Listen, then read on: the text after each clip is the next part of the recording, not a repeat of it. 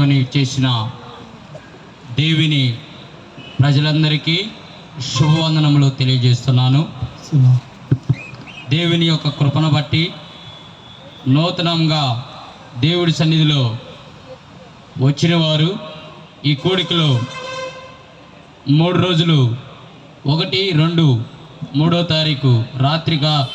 తారీఖు రాత్రి ముగింపు జరుగుతున్నది.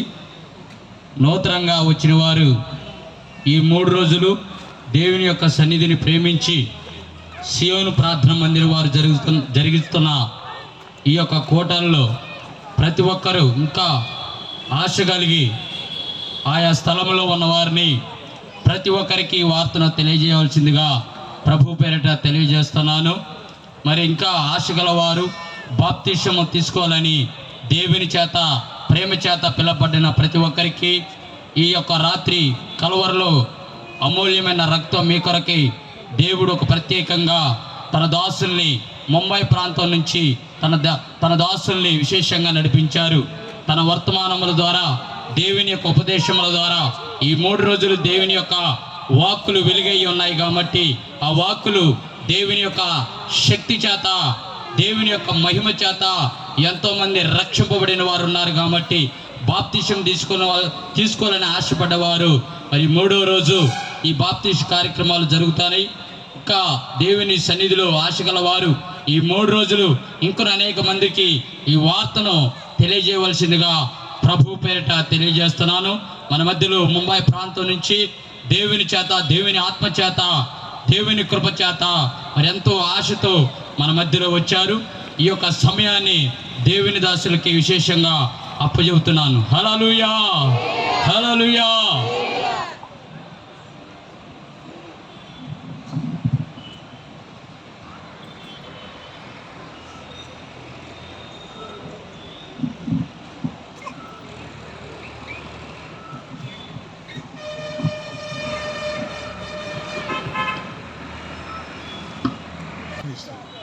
Praise the Lord.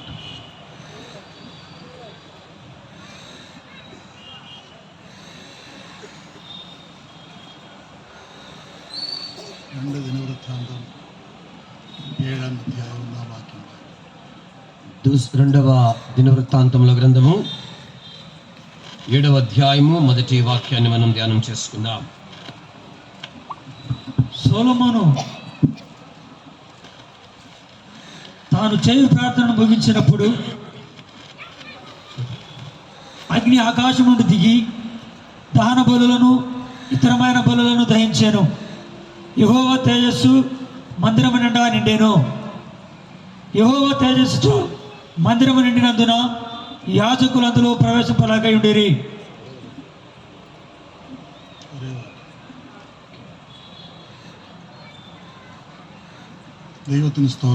దేవునికి స్తోత్రం.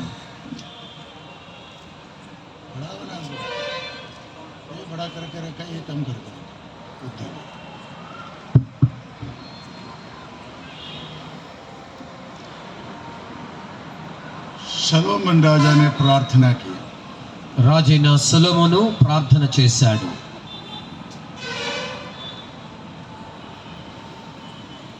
మందిరത്തിന്റെ പ്രതിഷ്ഠയെ പറ്റി നമ്മൾ കാണുന്നു. ఇక్కడ మందిరం యొక్క ప్రతిష్టను మనము చూస్తూ ఉన్నాము. 7 വർഷം കൊണ്ട് సొలొమోన్ దేవాలయం పడింది.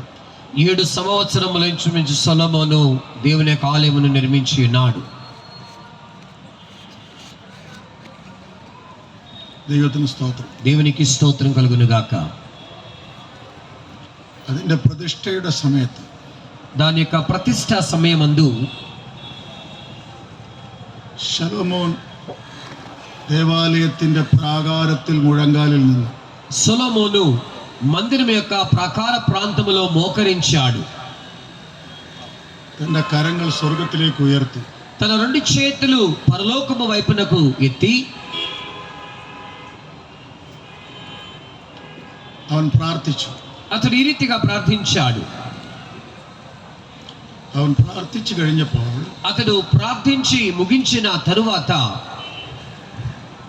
ഉടനെ ആകാശത്തു നിന്ന് തീ ഇറങ്ങി.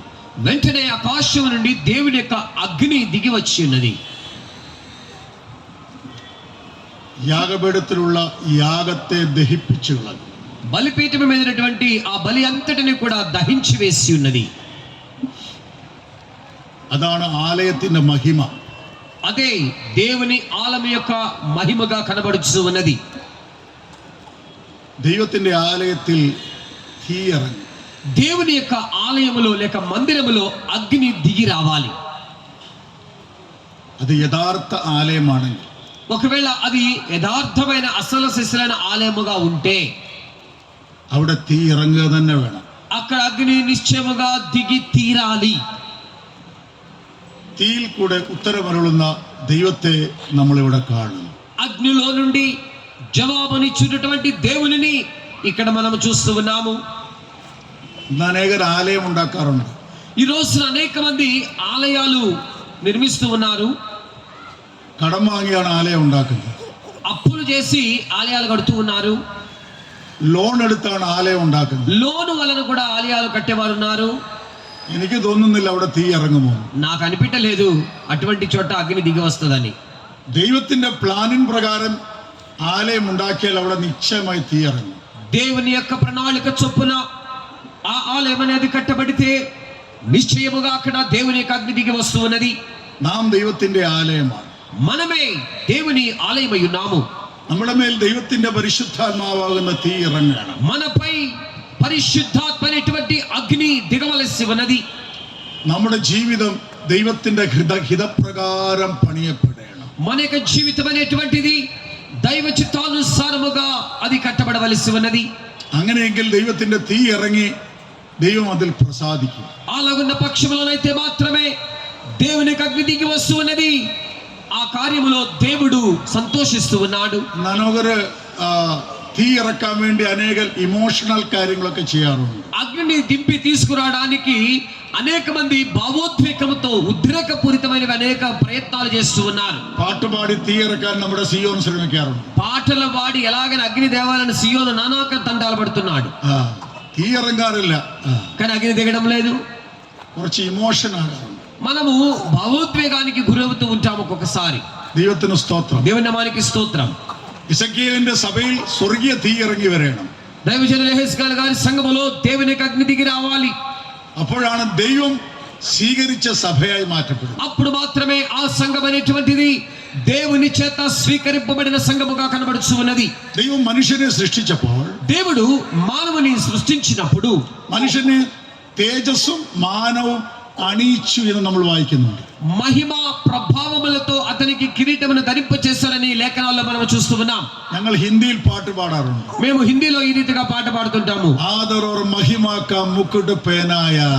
ఆ మహిమ ప్రభావములతో అతనికి కిరీటము ధరింపజేశావని.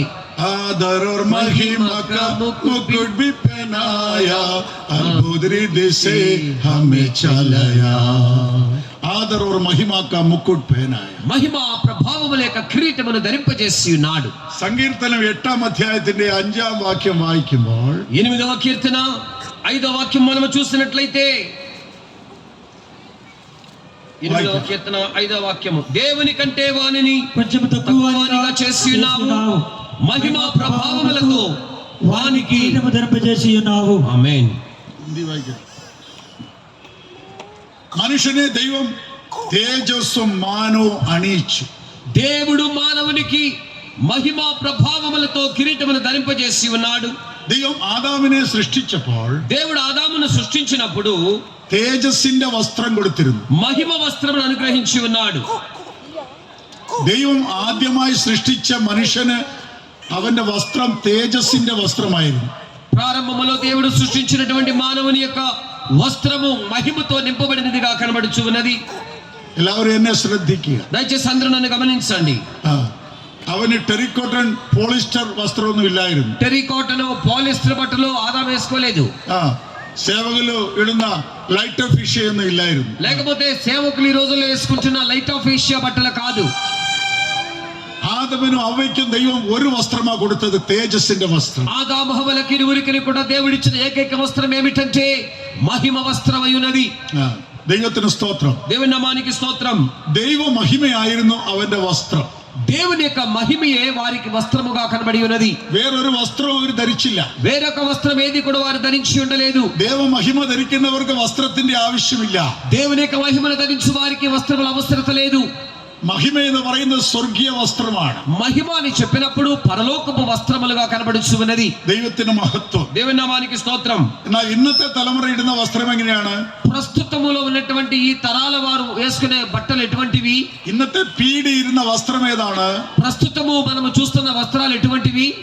വിവിധങ്ങളായ വസ്ത്രങ്ങൾ ധരിച്ചുകൊണ്ടിരിക്കുക. వివిధ రకములైన వస్త్రాలు ధరిస్తూ ఉన్నారు. വസ്ത്രങ്ങളുടെ വൈവിധ്യങ്ങൾ നമ്മൾ നോക്കിക്കൊണ്ടിരിക്കുക. వస్త్రముల యొక్క వైవిధ్యాన్ని మనం చూస్తూ ఉన్నాము. వివిధ రకాలుగా വില കൂടിയ വസ്ത്രങ്ങളുണ്ട്. అనేకమైనటువంటి ఖరీదైన బట్టలు ఉన్నాయి. വില കുറഞ്ഞ വസ്ത്രങ്ങളും ഉണ്ട്. ఖరీదు తక్కువ వస్త్రాలు ఉన్నాయి. വലിയ ലക്ഷങ്ങളുടെ വസ്ത്രങ്ങളുണ്ട്. లక్షల ఖరీదు చేసే బట్టలు ఉన్నాయి. വസ്ത്രങ്ങളുടെ വൈവിധ്യങ്ങൾ നമ്മൾ കണ്ടുകൊണ്ടിരിക്കുക. వస్త్రాలలో వివిధ వైవిధ్యాన్ని మనం చూస్తూ ఉన్నాం. എന്നാൽ ദൈവം മനുഷ്യന് തേജസ്സിന്റെ വസ്ത്രം കൊടുത്തു. అయితే దేవుడు మనిషికి మహిమతో కూడిన వస్త్రములను అనుగ్రహించి ఉన్నాడు. വേറൊന്നും അവർ ധരിച്ചിരുന്നില്ല. వేరేమి కూడా వారు ధరించడలేదు. എന്താ സങ്കീർത്തനത്തിൽ വായിച്ചത്? కీర్తనలు ఏమి చదువుతున్నాము? അവനെ ദൈവത്തെക്കാൾ അധികം കുറച്ച് താഴ്ത്തി സൃഷ്ടിച്ചു. దేవుని కంటే కొంచెం తక్కువ వానిగా సృష్టించి തേജസ്സും മഹിമയും അവനെ ധരിപ്പിച്ചു. మహిమా ప్రభావములతో అతనికి వస్త్రములను ధరింపు కిరీటమును ధరింపజేసి ఉన్నాడు. അവൻ പാപം ചെയ്തപ്പോൾ, అతడు పాపము చేసినప్పుడు, അഥവാ അനുസരണക്കേട് കാണിച്ചപ്പോൾ, లేకపోతే అవిధేయతను చూపినప్పుడు അവന്റെ തേജസ്സിന്റെ വസ്ത്രം നഷ്ടമായി പോയി. అతని మహిమ వస్త్రములు నష్టపరచబడి ఉన్నవి. ഇന്നുള്ള വസ്ത്രങ്ങൾ ധരിക്കാൻ തുടങ്ങി. ప్రస్తుతము మనం ధరిస్తున్న వివిధ రకాలైన వస్త్రాలు ధరించడానికి వారు ప్రారంభించారు. മനുഷ്യനും അവന്റെ ഭാര്യയും നഗ്നരായി തീർന്നു എന്ന് ബൈബിൾ പറയും. వారిరువురు కూడా దిగంబరులుగా మార్చబడి ఉన్నారని వాక్యములో చూస్తూ ఉన్నాం. എങ്ങനെ മാറ്റപ്പെട്ടു? ఏ రీతిగా మార్చబడి ఉన్నారు? ദൈവ മഹിമ നഷ്ടപ്പെട്ടപ്പോൾ, దేవుని మహిమ నష్టపరచబడినప్పుడు മനുഷ്യർ നഗ്നരാണ്. మనుషులు దిగంబరులుగా నగ్నులుగా కనబడుతూ ఉన్నారు. ഈ ലോകത്തിൽ 800 കോടി ജനങ്ങളുണ്ട്. ఈ రోజు ఇంచుమించు ప్రపంచవ్యాప్తముగా 800 కోట్ల ప్రజలు ఉన్నారు. വലിയ വലിയ വസ്ത്രങ്ങളൊക്കെ ധരിച്ചുകൊണ്ടിരിക്കുകയാണ്. వివిధ రకాలైన వస్త్రధారణ వారు చేస్తూ ఉన్నారు. ഈ 800 കോടി ജനങ്ങളും 800 కోట్ల ప్రజానికము ദൈവ തേജസ് നഷ്ടപ്പെടുത്തിയവരാണെങ്കിൽ, ఒకవేళ వారు దేవుని మహిమను నష్టపరుచుకున్న వారైనట్లయితే, അവർ എത്ര വൈവിധ്യങ്ങളായ വസ്ത്രങ്ങൾ ധരിച്ചാലും, వారు ఎంత వైవిధ్యము కలిగిన వివిధ రకాల వస్త్రాలు ధరించినప్పటికీ ദൈവത്തിന്റെ ദൃഷ്ടിയിൽ അവരെല്ലാം നഗ്നരാണ്. దేవుని దృష్టిలో వారందరూ దిగంబరులుగా కనబడుతూ ఉన్నారు. ദിഗംബരായിട്ടിരിക്കുകയാണ്. వారు దిగంబరులుగా కనబడుతూ ఉన్నారు. അതുകൊണ്ട് ഇന്ന് ഇവിടെ കടന്നു വന്ന ഓരോരുത്തരും అందుకే ఇక్కడికి వచ్చేసినటువంటి ఒక్కొక్కరును ആ ദിഗംബരമൊക്കെ ഒന്ന് മാറ്റിയിട്ട് ఆ దిగంబరత్వమును మార్చుకొని സ്വർഗീയ മഹിമയുടെ വസ്ത്രം ധരിച്ചിട്ട് ഇവിടുന്ന് പോകണം. పరలోక మహిమ వస్త్రములు ధరించుకున్న వారుగా ఇక్కడ నుండి తిరిగి వెళ్ళాలి. Heavenly cloth.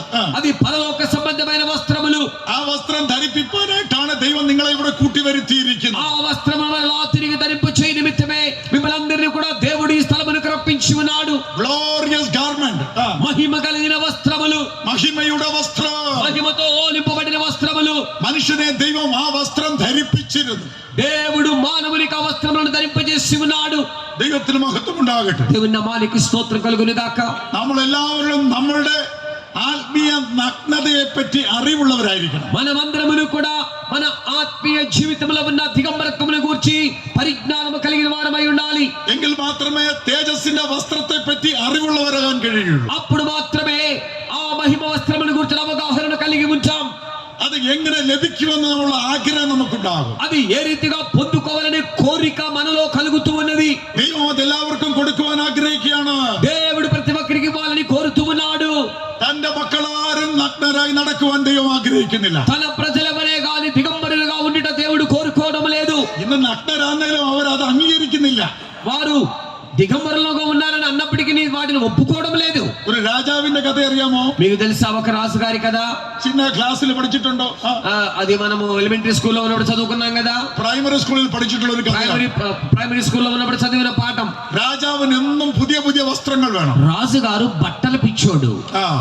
നല്ല മൽമൽ വസ്ത്രങ്ങൾ ധരിക്കണം. ప్రతిరోజు కూడా చాలా మెరుపులు జిలుగు జిలుగున్న వస్త్ర బట్టలు కావాలి. വസ്ത്രങ്ങൾ ഉണ്ടാക്കി കൊടുത്തുകൊണ്ടേയിരിക്കും. అక్కడ ఉన్నటువంటి నేతగాళ్ళు ఎప్పుడు బట్టలు తయారు చేసి ఇస్తూ ఉండేవాళ్ళు. ഏത് വസ്ത്രം ഇട്ടാലും രാജാവിന് ഇഷ്ടപ്പെടത്തില്ല. ఏ బట్టలు వేసుకున్నా బాగా ఆయనకి సంతోషం ఉండేది కాదు, ఇష్టం ఉండేది కాదు. അനേക വസ്ത്രം നെയ്യുന്നവർ കടന്നു വന്നു. అనేక మంది నేతగాళ్ళు వచ్చారు ఆయన దగ్గరకు. അവരെല്ലാം വസ്ത്രങ്ങൾ ഉണ്ടാക്കി കൊടുത്തുകൊണ്ടിരുന്നു. వాళ్ళందరూ బట్టలు నేసిస్తూ ఉన్నారు. രാജാവ് ഒരു പ്രാവശ്യം ഇവിടെ എടുത്ത് വലിച്ചെറിയും. ఒకసారి వేసుకుని రెండోసారి వేసుకుని ఇస్త్రీ పారేస్తాడు. ദൈവത്തിന് സ്തോത്രം. దేవునికి స్తోత్రం. അങ്ങനെ ഇരിക്കുമ്പോൾ ఆ రీతిగా ఉన్నప్పుడు രണ്ട് നെയ്ത്തുകാർ അദ്ദേഹത്തിന്റെ അടുക്കൽ വന്നു. అక్కడ ఇద్దరు నేతగాళ్ళు ఆయన దగ్గరకు వచ్చి ఉన్నారు. ദൈവത്തിന് സ്തോത്രം. దేవునికి స్తోత్రం. അവര് പറഞ്ഞു രാജാവിന് ഇഷ്ടമുള്ള വസ്ത്രം ഞങ്ങൾ നെയ്തു തരാമെന്ന് പറഞ്ഞു. రాజు గారికి అత్యంత ఇష్టమయ్యేటువంటి వస్త్రాలు మేము నేసిస్తామని చెప్పారు. രാജാവ് അവരെ നെയ്ത്തുശാലയിലേക്ക് കൊണ്ടുപോയി. రాజుగారు వాళ్ళని నేతశాలకు తీసుకుని వెళ్ళాడు. അവർ വസ്ത്രം നെയ്യാൻ തുടങ്ങി. వాళ్ళు బట్టలు నేయడానికి ప్రారంభించారు. రాట్నం మీద രാജാവ് ഇടയിലിടയിൽ വന്ന് നോക്കിക്കൊണ്ടിരിക്കും. ఆ రాట్నం మీద వాళ్ళు బట్టలు ఉడుకుతూ ఉంటే మధ్య మధ్యలో వచ్చి రాజు వచ్చి చూసి వెళ్ళేవాడు. ഈ നെയ്ത്തുകാരുടെ കൈകളൊക്കെ ഇങ്ങനെ ചലിക്കുന്നുണ്ട്. ఆ నేతగాళ్ళు చేతులు అయితే అటు ఇటు ఊగుతున్నాయి. അപ്പോ അവരുടെ കയ്യിൽ വസ്ത്രമൊന്നും കാണുന്നില്ല. వాస్తవానికి వాళ్ళ చేతుల బట్టలేం కనబడతలా. അപ്പൊ രാജാവ് ചോദിച്ചു, വസ്ത്രം എന്തിയോ, നിങ്ങൾ എന്താ ചെയ്യുന്നത്? అప్పుడు రాజు అడిగాడు, బట్టలు ఎక్కడ, మీరు చేసేది ఏం చేస్తున్నారు? അപ്പൊ ഇവര് പറഞ്ഞു, ഇത് വലിയ വസ്ത്രമാണ്, രാജാവിന്റെ കണ്ണുകൊണ്ട് കാണാൻ കഴിയുക. అది చాలా సన్నపనార సూక్ష్మమైన బట్టలు, ఇది కళ్ళకి అందరికీ కనబడేది కాదని చెప్పారు. വളരെ വലിയ വസ്ത്രമാണ്. అది చాలా సన్నపనారది. അവരങ്ങനെ നെയ്തുകൊണ്ടിരിക്കുകയാണ്. వాళ్ళు వాటిని నేస్తూ ఉన్నారు, ఒడుకుతూ ఉన్నారు. ഒരു മാസം മുഴുവൻ നെയ്തുകൊണ്ടിരുന്നു. ఒక నెల రోజులంతా ఒడుకుతూనే ఉన్నారు. ദൈവത്തിന് സ്തോത്രം. దేవునికి స్తోత్రం. അത് കഴിഞ്ഞ് രാജാവിനോട് പറഞ്ഞു, రాజుగారు ఈ రీతిగా చెప్పారు, നല്ല കുളിച്ച് బాగా స్నానం చేసి ഫ്രഷായി చక్కగా ఫ్రెష్ అయ్యి ദിഗംബരനായിട്ട് ഇങ്ങോട്ട് വരാൻ പറഞ്ഞു. నీవు దిగంబరుడిగా మా దగ్గరికి రావాలి. രാജാവ് കുളിച്ച് ഫ്രഷായിട്ട് ദിഗംബരനായിട്ട് ഇങ്ങോട്ട് വന്നു. రాజుగారు చక్కగా నీటిగా స్నానం చేసి ఫ్రెష్ అప్ అయ్యి వాళ్ళ దగ్గరికి దిగంబరుడిగా వచ్చాడు. ഇവർ രണ്ടുപേരും ഒരു മാസം കൊണ്ട് നെയ്ത വസ്ത്രം രാജാവിനെ ധരിപ്പിക്കാൻ തുടങ്ങി. ఒక నెల అంతా వాళ్ళు నేసినటువంటి ఆ బట్టలు రాజుగారికి ధరింపజేయడానికి ప్రారంభించారు. അരക്കച്ച കെട്ടി, ఆయనకి అరకచ్చ కట్టారు.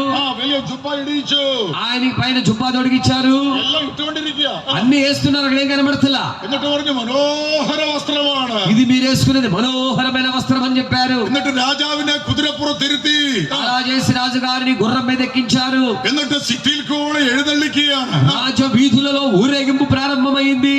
എല്ലാവരും നിന്ന് നോക്കിയാണ് തങ്ങളുടെ രാജാവ് പുതിയ വസ്ത്രം ധരിച്ചുകൊണ്ട് പോകുന്നു. ఆ పుర ప్రజలందరూ కూడా రాజుగారు వేసుకున్న నూతన వస్త్రాలు చూడడానికి ఈ రోడ్డుకి ఇరు ప్రక్కల సమకూర్చబడ్డారు. ഒരു കൊച്ചു ചെറുക്കൻ, అందులో చిన్న పిల్లాడు, അവനൊരു 8 വയസ്സുള്ള പയ്യനാണ്. 8 సంవత్సరాల ప్రాయము. അവൻ സൂക്ഷിച്ചു നോക്കി. వాడు చాలా జాగ్రత్తగా చూసి, അയ്യോ, രാജാവിന് വസ്ത്രമില്ലല്ലോ. అయ్యో రాజుగారికి బట్టలేవే. എല്ലാവരും വിട്ടാതിരിക്കുകയാണ്. అప్పుడు వరకు అందరూ మౌనంగా ఉన్నారు. മെൽമൽ വസ്ത്രം ധരിച്ചിരിക്കുകയല്ലേ. సన్నపనార చక్కని వస్త్రాలు వేసుకున్నాడు. ഈ ചെറുക്കൻ കൂവാൻ തുടങ്ങി. ఆ పిల్లోడు కేకలెట్టి మొదలు పెట్టాడు. അയ്യോ, രാജാവ് വസ്ത്രമില്ലാതെ പോകുന്നു. అయ్యో రాజుగారి బట్టలేడు, దిగంబరుడు. ഇങ്ങനെയാണ് നമ്മൾ വസ്ത്രം ധരിച്ചുകൊണ്ടിരിക്കുന്നത്. ఈ రోజుల్లో మన వస్త్రధారణ ఇలా కనబడుతూ ఉన్నది కదా. നമ്മൾ ശരിയായ വസ്ത്രം നഷ്ടപ്പെടുത്തി കളഞ്ഞവരാണ്. మనము సరి అయిన ఆ యొక్క వస్త్రమును నష్టపరుచుకున్న వారమై ఉన్నాము. ദൈവം തേജസ്സും മാനവും നമ്മളെ അണിയിച്ചിരിക്കുകയാണ്. దేవుడు మహిమ ప్రభావములతో మనకు వస్త్రములను ధరింపజేసి ఉన్నాడు. ആ വസ്ത്രം ധരിച്ചുകൊണ്ടാണ് നമ്മൾ ദൈവത്തെ കാണുവാനായിട്ട് പോകേണ്ടത്. ఆ వస్త్రములు ధరించుకున్న వారముగానే దేవుని దర్శించుటకు మనం వెళ్ళవలసిన వారమై ఉన్నాము. ദൈവ തേജസ്സിനാൽ മൂടപ്പെട്ട ജനം, దేవుని మహిమతో మూయబడినటువంటి ప్రజలు, ദൈവത്തിന് മഹത്വം ഉണ്ടാകും. దేవునికి మహిమ కలుగును గాక. ഇസ്രായേലിൽ നിന്ന് പുറപ്പെട്ട ഇസ്രായേൽ ജനം, ఐగుప్తులో నుండి బయలుదేరిన ఇజ్రాయెల్ ప్రజలు അവർ അവരുടെ യാത്രയിൽ వారి వారి యొక్క ప్రయాణములో അവരുടെ ജീവിതത്തിൽ നല്ല അനുഭവങ്ങളുണ്ട്. వారి జీవితంలో మంచి అనుభవాలు కలిగి ఉన్నారు. അവർ മിസ്രൈം വിട്ട് വെളിയിൽ വന്നവരാണ്. వాళ్ళు ఐగుప్తును విడిచి బయటకు వచ్చినటువంటి వారు. മിസ്രൈമിന്റെ അർത്ഥം പാപലോകം എന്നാണ്. ఐగుప్తుని చెప్పినప్పుడు పాపపు ఇష్టమైన లోకమై ఉన్నది. പെസഹയും ചോരത്തളിയും ആചരിച്ചാണ് അവർ മിസ്രൈമിൽ നിന്ന് വെളിയിൽ വന്നത്. వాళ్ళు పస్కా బలి పశువును వధించి రక్తమును కార్చి ఐగుప్తును విడిచి బయటకు వచ్చి ఉన్నారు. അത് രക്ഷിപ്പിനെ കാണിക്കുകയാണ്. అది రక్షణను చూపిస్తున్నది. ദൈവത്തിന് മഹത്വം. దేవుని నామానికి స్తోత్రం. അവർ അങ്ങനെ യാത്ര ചെയ്ത് వారు ఆ రీతిగా ప్రయాణం చేస్తూ അവർ ചെങ്കടലിന്റെ തീരത്ത് വരികയും వారు ఎర్ర సముద్రమునకు దగ్గరకు వచ్చి ఉన్నారు. ചെങ്കടൽ കടക്കുകയുണ്ടായി. వారు ఎర్ర సముద్రమును దాచి ఉన్నారు. ദൈവത്തിന് മഹത്വം. దేవునికి స్తోత్రం. ദൈവം ചെങ്കടലിനെ രണ്ടായി വിഭാഗിച്ചു. దేవుడు ఎర్ర సముద్రం రెండుగా విభజించారు. విభజించి ఉన్నాడు. അതിന്റെ മധ്യത്തിലൂടെ അവർ കടന്നുപോയി. దానికి మధ్యలో నుండి వారు నడిచి వెళ్ళారు. ഇത് സ്നാനത്തെ കാണിക്കുക. ఇది నీటి బాప్తిస్మమును సూచిస్తున్నది. അവർ മേഘത്തിൽ കൂടെയും വെള്ളത്തിൽ കൂടെയും കടന്നുപോയി. వారు నీటిలోను మేఘములోను కూడా దాటి ఉన్నారు.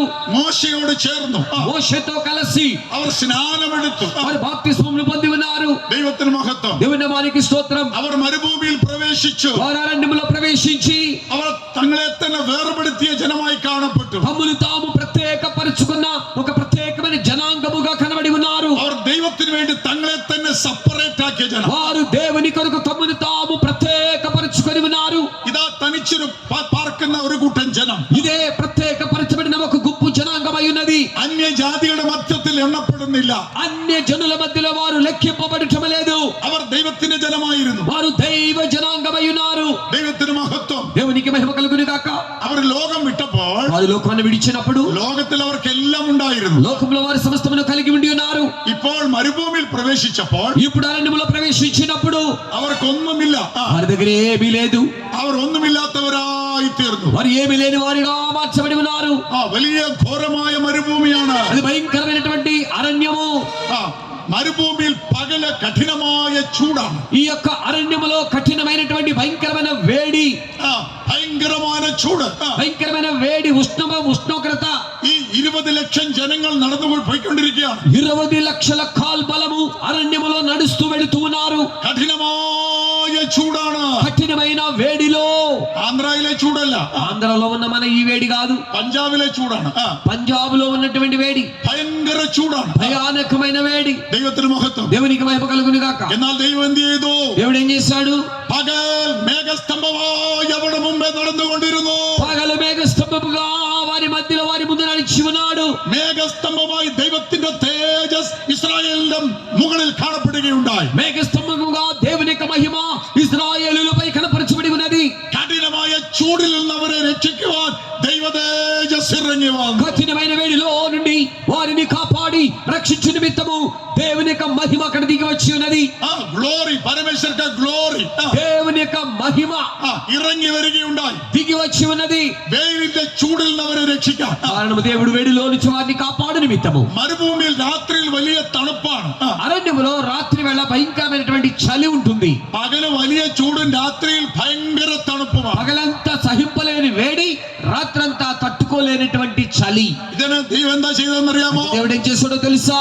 ദൈവത്തിന്റെ ഗ്ലോറി, దేవుని యొక్క మహిమ, ദൈവത്തിന്റെ മഹിമ, దేవుని మహిమ അഗ്നി സ്തംഭമായി രാത്രിയിൽ അവരുടെ മുമ്പായി നടന്നുകൊണ്ടിരുന്നു. అగ్ని స్తంభముగా రాత్రి సమయంలో వారి ముందు నడిచి ఉన్నది. പകൽ മേഘസ്തംഭത്തിന്റെ തേജസ്, పగల మేఘ స్తంభం యొక్క తేజస్సు, രാത്രി അഗ്നിസ്തംഭത്തിന്റെ തേജസ് రాత్రి సమయంలో అగ్ని స్తంభం యొక్క దేవుని మహిమ ഇസ്രായേൽ സഭയെ നടത്തിക്കൊണ്ടിരുന്നു. ఇజ్రాయేలు సంఘమును నడిపిస్తూ వచ్చి ఉన్నాడు. പുറപ്പാട് പുസ്തകം 40-ാം അധ്യായത്തിന്റെ నిర్గమాకాండము 4వ అధ్యాయము 38-ാം വാക്യം വായിക്കാം. 38వ వాక్యాన్ని మనము చదువుకుందాం.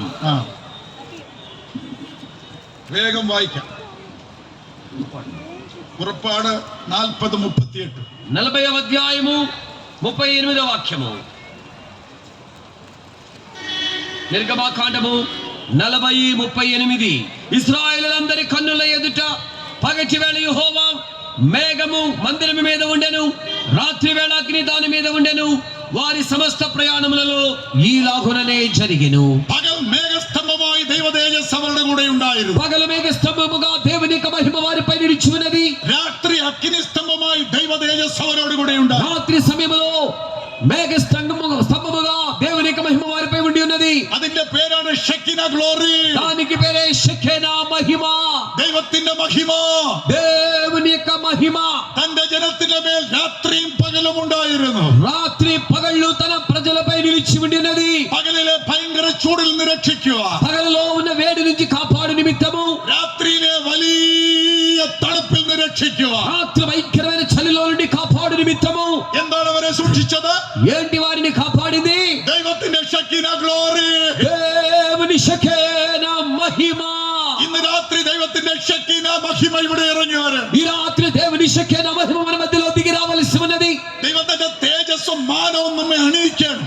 దేవుని యొక్క మహిమ ప్రభావమును మనం ధరించుకోవలసి ఉన్నది. തേജസ്സിന്റെ വസ്ത്രത്തെ ദൈവം നമുക്ക് തരണം. మహిమ వస్త్రమును దేవుడు మనకు ధరింప చేయాలి. നമ്മുടെ നഗ്നത ദിഗംബരത്വം മാറ്റപ്പെടണം. మన యొక్క దిగంబరత్వం అనేది మార్పు చెందాలి. പാപം നമ്മളെ നഗ്നരായി മാറ്റുകയാണ്. పాపం అనేటువంటిది మానవుని దిగంబరుడిగా మార్చివేస్తుంది. അവിശ്വാസം നമ്മളെ നഗ്നരായി മാറ്റുകയാണ്. అవిశ్వాసం మనల్ని దిగంబరులుగా మారుస్తున్నది. ബലഹീനം നമ്മളെ നഗ്നരായി മാറ്റുകയാണ്. బలహీనత మనల్ని నగ్నులుగా మారుస్తున్నది. ഈ ആത്മീയ ദിഗംബരത്വം മാറണമെങ്കിൽ ఈ ఆధ్యాత్మిక దిగంబరత్వం మార్పు చెందాలంటే ദൈവത്തിന്റെ തേജസ് ഇറങ്ങി വരണം. దేవుని యొక్క మహిమ దిగి రావాలి. മേഘസ്തംഭമായിട്ട്, మేఘస్తంభముగాను അഗ്നിസ്തംഭമായി అగ్నిస్తంభముగాను ദൈവ തേജസ് ഇറങ്ങി വരണം. దేవుని మహిమ వారి మధ్యకు దిగి రావాలి. ഇസ്രായേൽ യാത്ര ചെയ്യുമ്പോൾ ఇజ్రాయెల్ ప్రయాణం చేస్తున్నప్పుడు 20 ലക്ഷം ജനങ്ങളുണ്ട്. 20 లక్షల కాల్బలము, വൃദ്ധന്മാരുണ്ട്, అందులో వృద్ధులున్నారు, വൃദ്ധമാരുണ്ട്, పెద్దవాళ్ళున్నారు, യവനക്കാരുണ്ട്, యవనస్తులున్నారు,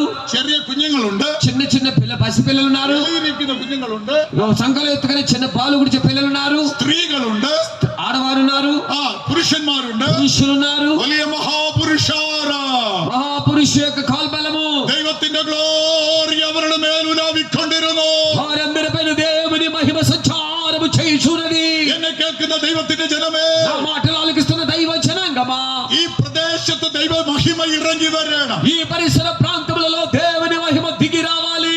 അത് നമ്മെ വിട്ടുമാറാതെ നമ്മുടെ ജീവിതത്തിൽ നമ്മുടെ കൂടെ ഉണ്ടായിരിക്കണം. అది ఎన్నిటికీ మనల్ని విడిచిపోకుండా ఎల్లవేళలా మన జీవితంలో మనతో కూడా ఉండాలి. ദൈവ മഹിമ നഷ്ടപ്പെട്ട മനുഷ്യർ വീണുപോയ മനുഷ്യരാണ്. దేవుని మహిమను నష్టపరుచుకున్న వారే పడిపోయిన స్థితిలో ఉన్నవారు. അവർ മൃഗങ്ങളെ പോലെയുള്ളവരാണ്. అటువంటి వారు మృగములను పోలినటువంటి వారు. മൃഗങ്ങളെ പോലെ ജീവിച്ച് മൃഗങ്ങളെ പോലെ ഭക്ഷിച്ച് മൃഗങ്ങളെ പോലെ മരിക്കുന്നവരാണ്. మృగముల వలె జీవించి మృగముల వలె ఆహారమును భుజించి మృగముల వలె చనిపోయి వారు ఉన్నారు. നാം മൃഗങ്ങളെ പോലെ മരിക്കാനായിട്ടുള്ളവരല്ല. మనమైతే మృగముల వలె మరణించడానికి ఉన్నవారము కాదు. ദൈവം തന്റെ തേജസ്സിനാൽ നമ്മളെ നിറയ്ക്കാൻ ആഗ്രഹിക്കും. దేవుడు తన ప్రభావముతో మహిమతో నింపుకొనుచున్నాడు. ദൈവം ഇസ്രായേലിൽ ഒരു കൂടാരം ഉണ്ടാക്കുവാൻ മോശയോട് പറയുകയുണ്ടായി. దేవుడు ఇశ్రాయేలుల మధ్యలో ఒక గుడారమును కలుగు చేయమని మోషేకు సెలవిచ్చి ఉన్నాడు. ദൈവത്തിന് മഹത്വം ഉണ്ടാകട്ടെ. దేవునికి మహిమ కలుగును గాక. മോശ സമാഗമന കൂടാരം ഉണ്ടാക്കി. మోషే ప్రత్యక్షము గుడారమును నిర్మించి ఉన్నాడు. ദൈവത്തിന് മഹത്വം. దేవునికి మహిమ కలుగును గాక. എങ്ങനെ ഉണ്ടാക്കണം? ఏ రీతిగా దానిని కట్టాలి? ദൈവം പറഞ്ഞ പ്ലാനിൻ പ്രകാരം. దేవుడు చెప్పిన ఆ ప్రణాళిక చొప్పున. അതുകൊണ്ടാണ് മരുഭൂമിയിലെ സഭ എന്ന് പറയുന്നത്. అందుకే అరణ్యములోని దేవుని సంఘమని వ్రాయబడి ఉన్నది. ദൈവത്തിന് മഹത്വം ഉണ്ടാകട്ടെ. దేవునికి మహిమ కలుగును గాక. ദൈവത്തിന്റെ സംഘം ദൈവത്തിന്റെ പ്ലാനിലുള്ള സംഘമായിരിക്കണം. దేవుని యొక్క సంఘము దైవ ప్రణాళికతో కూడినదై కనబడాలి. എസെക്കിയേലിന്റെ പ്ലാനിൽ ഉണ്ടാക്കിയിട്ട് ദൈവത്തിന്റെ പ്ലാൻ എന്ന് പറയരുത്. యేస్కేలు తన యొక్క ప్లాన్ లో సంఘాన్ని కట్టి దేవుని ప్లాన్ అని చెప్పకూడదు. ദൈവത്തിന്റെ പ്ലാനിൽ എസെക്കിയേൽ സഭ ഉണ്ടാക്കണം. దేవుని ప్రణాళికలోనే పాస్టర్ యేస్కేలు గారు సంఘాన్ని కట్టాలి. ദൈവത്തിന് മഹത്വം ഉണ്ടാകട്ടെ. దేవునికి మహిమ కలుగును గాక. മോശ ദൈവം പറഞ്ഞ പ്ലാനിൻ പ്രകാരം സമാഗമന കൂടാരം ഉണ്ടാക്കി. అయితే మోషే దేవుడిచ్చినటువంటి ఆ యొక్క ప్రణాళిక చొప్పున ప్రత్యక్ష గుడారాన్ని కట్టి ఉన్నాడు. എന്താ സംഭവിച്ചത്? ఏమి జరిగింది? കൂടാരം ഉണ്ടാക്കി തീർന്നപ്പോൾ గుడారమును కట్టి ముగించిన తరువాత പുറപ്പാട് 40-ാം അധ്യായം నిర్గమాకాండం 40వ అధ్యాయము അതിന് 34, 35 34, 35 వాక్యాలు మనం చదివినట్లయితే വായിക്കാം. అప్పుడు మేఘము ప్రత్యక్ష గుడారమును కమ్మగా యెహోవా తేజస్సు మందిరమును నింపెను. ఆ మేఘము మందిరము మీద నిలుచుట చేత మందిరము యెహోవా తేజస్సుతో నిండెను గనుక ദൈവത്തിന്റെ തേജസ് കൂടാരത്തിലേക്ക് ഇറങ്ങി വന്നു. దేవుని యొక్క తేజస్సు గుడారములోనికి దిగి వచ్చి ఉన్నది. കൂടാരം ദൈവത്തിന്റെ ആലയം. గుడారం అనగా దేవుని ఆలయమై ఉన్నది. ആന്ധ്രയിൽ നിറയെ കൂടാരം ഉണ്ടാക്കിക്കൊണ്ടിരിക്കുകയാണ്. ఆంధ్రలో లేకమైన గుడారాలు కలుగు చేస్తున్నారు. കൂടാരം പ്രഭുക്ക മഹിമ ഏക്യ. ఈ తెలంగాణలో దేవుని మహిమ కనబడుతున్నదా? കൂടാരം പ്രഭുക്ക മഹിമ ഉദരാനാ ചാഹിയേ. ఈ గుడారములో దేవుని మహిమ దిగి రావలసి ఉన్నది. ദൈവത്തിന് സ്തോത്രം. దేవునికి స్తోత్రం. മോശ കൂടാരം ഉണ്ടാക്കി మోషే గుడారాన్ని కలుగు చేసి ദൈവത്തിന്റെ പ്ലാനിൻ പ്രകാരം. దేవుని చిత్త ప్రకారము അപ്പോൾ ദൈവത്തിന്റെ മഹിമ ഇറങ്ങി വരും. అప్పుడే దేవుని మహిమ దిగి వచ్చి ఉన్నది. ദൈവത്തിന്റെ മഹിമ കൂടാരത്തിൽ വസിച്ചതിനാൽ దేవుని యొక్క మహిమ గుడారములో నివాసము చేసినందున പുരോഹിതർക്ക് അവിടെ ശുശ്രൂഷ ചെയ്യുവാൻ കഴിഞ്ഞില്ല. యాజకులు సేవ చేయ నిలువలేకపోయారు. ദൈവത്തിന് സ്തോത്രം. దేవునికి స్తోత్రం. കൂടാരത്തിന് 3 ഭാഗമുണ്ടായിരുന്നു. గుడారములో 3 విభాగములు కలిగి ఉన్నవి. ഒന്ന് പ്രാകാരം, ఒకటి ప్రాకారము, 2 വിശുദ്ധ സ്ഥലം, 2 పరిశుద్ధ స్థలము, മൂന്ന് അതിപരിശുദ്ധ സ്ഥലം. మూడవది అతి పరిశుద్ధ స్థలము. ഈ അതിപരിശുദ്ധ സ്ഥലത്ത് ఈ అతి పరిశుద్ధ స్థలము അവിടെ ഒരു പെട്ടകം ഉണ്ടായിരുന്നു. అక్కడ ఒక నిబంధన మందస్సం ఉన్నది. അതിൽ തേജസ്സിന്റെ കെരുവുകൾ ഉണ്ടായിരുന്നു. దానిపైన మహిమతో నింపబడిన కెరూబులు కనబడుతూ ఉన్నాయి. ദൈവത്തിന് സ്തോത്രം. దేవునికి స్తోత్రం. ആ കെരുവുകളുടെ മധ്യത്തിൽ ఆ కెరూబుల మధ్యలో నుండి ദൈവത്തിന്റെ തേജസ് ഇറങ്ങി വന്ന് വസിക്കുമായിരുന്നു. దేవుని యొక్క తేజస్సు దిగి వచ్చి ఇక్కడ నివాసం చేసి ఉండి ఉన్నది. ദൈവത്തിന് മഹത്വം ഉണ്ടാകട്ടെ. దేవునికి మహిమ కలుగును గాక. രണ്ട് കെരുവുകളുടെ മധ്യത്തിൽ ദൈവ തേജസ് ഇറങ്ങി. రెండు కెరూబుల మధ్యలో దేవుని యొక్క మహిమ తేజస్సు దిగి వచ్చి ఉన్నది. അങ്ങനെ കാലങ്ങൾ കഴിഞ്ഞുപോയി. ఈ రీతిగా సమయములు గడిచినవి. ആ ദൈവ തേജസ് മോശയോട് സംസാരിച്ചുകൊണ്ടിരുന്നു. ఆ దేవుని మహిమ మోషేతో మాట్లాడుతూ వచ్చి ఉన్నది. സമാഗമന കൂടാരത്തിലെ അതിപരിശുദ്ധ സ്ഥലത്ത് ప్రత్యక్షపు గుడారములో అతి పరిశుద్ధ స్థలమందు നിയമപ്പെട്ടകത്തിന്റെ മേൽ నిబంధన మందస్సముపై തേജസ്സിന്റെ കെരുവുകളുടെ മധ്യത്തിൽ మహిమతో కూడినటువంటి కెరూబుల మధ్యలో నుండి ദൈവ തേജസ് ഇറങ്ങി വന്നു. దేవుని తేజస్సు దిగి వచ్చి ఉన్నది. ആ തേജസ്സിൽ ദൈവം ഇസ്രായേലിനോട് സംസാരിച്ചു. ఆ తేజస్సులో నుండే దేవుడు ఇశ్రాయేలు తన ప్రజలతో మాట్లాడి ఉన్నాడు. ആ ജനത്തിന്റെ മധ്യേ ദൈവത്തിന്റെ തേജസ് വസിച്ചു. ఆ జనముల మధ్యలో దేవుని యొక్క తేజస్సు నివాసం చేసి ఉన్నది. എന്നാൽ കാലം കഴിഞ്ഞപ്പോൾ కాలము గడిచిన కొలది ദൈവത്തിന്റെ ആലയത്തിന്റെ വിശുദ്ധി നഷ്ടപ്പെട്ടു പോയി. దేవుని యొక్క ఆలయములో పరిశుద్ధత నష్టపరచబడి ఉన్నది. ആ വിശുദ്ധിയുടെ പ്രാധാന്യം നഷ്ടപ്പെട്ടു പോയി. పరిశుద్ధతకున్న ప్రాధాన్యత మెట్టుమెట్టుగా తగ్గిపోతూ వచ్చింది. ആ ദൈവ വ്യവസ്ഥയുടെ പ്രാധാന്യം നഷ്ടപ്പെട്ടു പോയി. దేవుని నియమము యొక్క ఆ యొక్క ప్రాధాన్యత అనేది తగ్గింపబడుతూ వచ్చింది. സമയം കഴിഞ്ഞപ്പോൾ దినములు గడిచిన కొలది രണ്ട് കാര്യം നഷ്ടപ്പെട്ടു. రెండు విషయాలు నష్టపరచబడి ఉన్నవి. ഒന്ന് విശുദ്ധിയുടെ പ്രമാണം, ఒకటి పరిశుద్ధత యొక్క ప్రమాణము, രണ്ട് ദൈവത്തിന്റെ ഉപദേശത്തിന്റെ പ്രമാണം. రెండు దేవుని యొక్క ఉపదేశ క్రమము. ഈ രണ്ടും സഭയിൽ നഷ്ടപ്പെട്ടു പോയി. ఈ రెండు విషయములు సంఘములో నష్టపరచబడి ఉన్నవి. ശമൂവേലിന്റെ കാലം വന്നപ്പോൾ సమూయేలు కాలం వచ్చేటప్పటికి നമ്മൾ ഏലി മഹാപുരോഹിതനെ പറ്റി വായിക്കുന്നു. ఏలీ అనేటువంటి ప్రధాన యాజకుని గురించి మనం చూస్తూ ఉన్నాం. ഒന്ന് ശമൂവേൽ 4-ാം അധ്യായത്തിന്റെ 22-ാം വാക്യം വായിക്കുമ്പോൾ మొదటి సమూయేలు గ్రంథము 4వ అధ్యాయము 22వ వాక్యం చదివినట్లయితే ഏലിയുടെ രണ്ട് പുത്രന്മാർ ఏలీ ఇద్దరు కుమారులు ഒഫ്നിയും ഫിനെഹാസും ఒఫ్నీ ఫినెహాస్ അവർ ദൈവത്തിന്റെ ആലയത്തിന്റെ വിശുദ്ധിയുടെ പ്രമാണത്തെ നഷ്ടപ്പെടുത്തി കളഞ്ഞു. వారు దేవుని ఆలయములో ఉన్న పరిశుద్ధ నియమమును నష్టపరిచి ఉన్నారు. അതുകൊണ്ട് ദൈവത്തിന്റെ ആലയത്തിൽ നിന്ന് ദൈവത്തിന്റെ മഹിമ ആ ആലയത്തെ വിട്ടുപോയി. అందు నిమిత్తమే దేవుని ఆలయములో నుండి మహిమ అక్కడ నుంచి విడిచిపోయింది. അതുകൊണ്ട് എന്താ സംഭവിച്ചത്? అందువల్ల ఏమి జరిగింది? ദൈവ മഹിമ നഷ്ടപ്പെട്ട ആലയം, దేవుని మహిమ నష్టపరచబడిన ఆలయము, ദേവമഹിമ ഇല്ലാത്ത ഇസ്രായേൽ, దేవుని మహిమ లేనటువంటి ఇశ్రాయేలీయులు. എന്താ സംഭവിച്ചത്? ఏమి జరిగింది? ഏലിയുടെ പുത്രന്മാർ യുദ്ധത്തിൽ പട്ടുപോയി.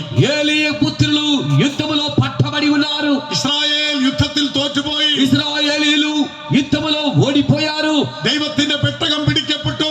దేవుని నిబంధన మందస్సము చెరపట్టబడింది. ഫിനെഹാസിന്റെ ഭാര്യ ഒരു കുഞ്ഞിനെ പ്രസവിച്ചു. ఫినెహాసు భార్య బిడ్డను కన్నది. അവൾ കരഞ്ഞുകൊണ്ട് പറയാൻ തുടങ്ങി. ఆమె అంగలారుస్తూ ఏడుస్తూ ఇలా చెప్పింది, മഹത്വം ഇസ്രായേലിനെ വിട്ടുപോയി. మహిమ ఇశ్రాయేలులను విడిచిపోయింది. അതുകൊണ്ട് ആ കുഞ്ഞിന് അവള് പേരിട്ടു. అందుకే ఆ బిడ్డకు నామకరణము పేరు పెట్టింది. ഈഖോബോദ് എന്ന പേരിടുകയുണ്ടായി. ఈఖబోద్ అని పేరు పెట్టింది. അതിന്റെ അർത്ഥം എന്താണ്? ఈఖబోద్ అంటే అర్థం ఏమిటి? ദൈവ മഹിമ ഞങ്ങളെ വിട്ടുപോയി.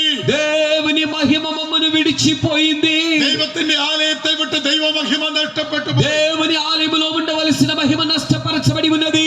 പിൽക്കാലത്ത് ദാവീദിന്റെ സമയം വന്നപ്പോൾ కొంతకాలము తర్వాత దావీదు సమయం వచ్చినప్పుడు അവൻ ദൈവത്തിന് ആലയം ഉണ്ടാക്കാൻ ആഗ്രഹിച്ചു. అతడు దేవునికి ఆలయము కట్టగోరి ఉన్నాడు.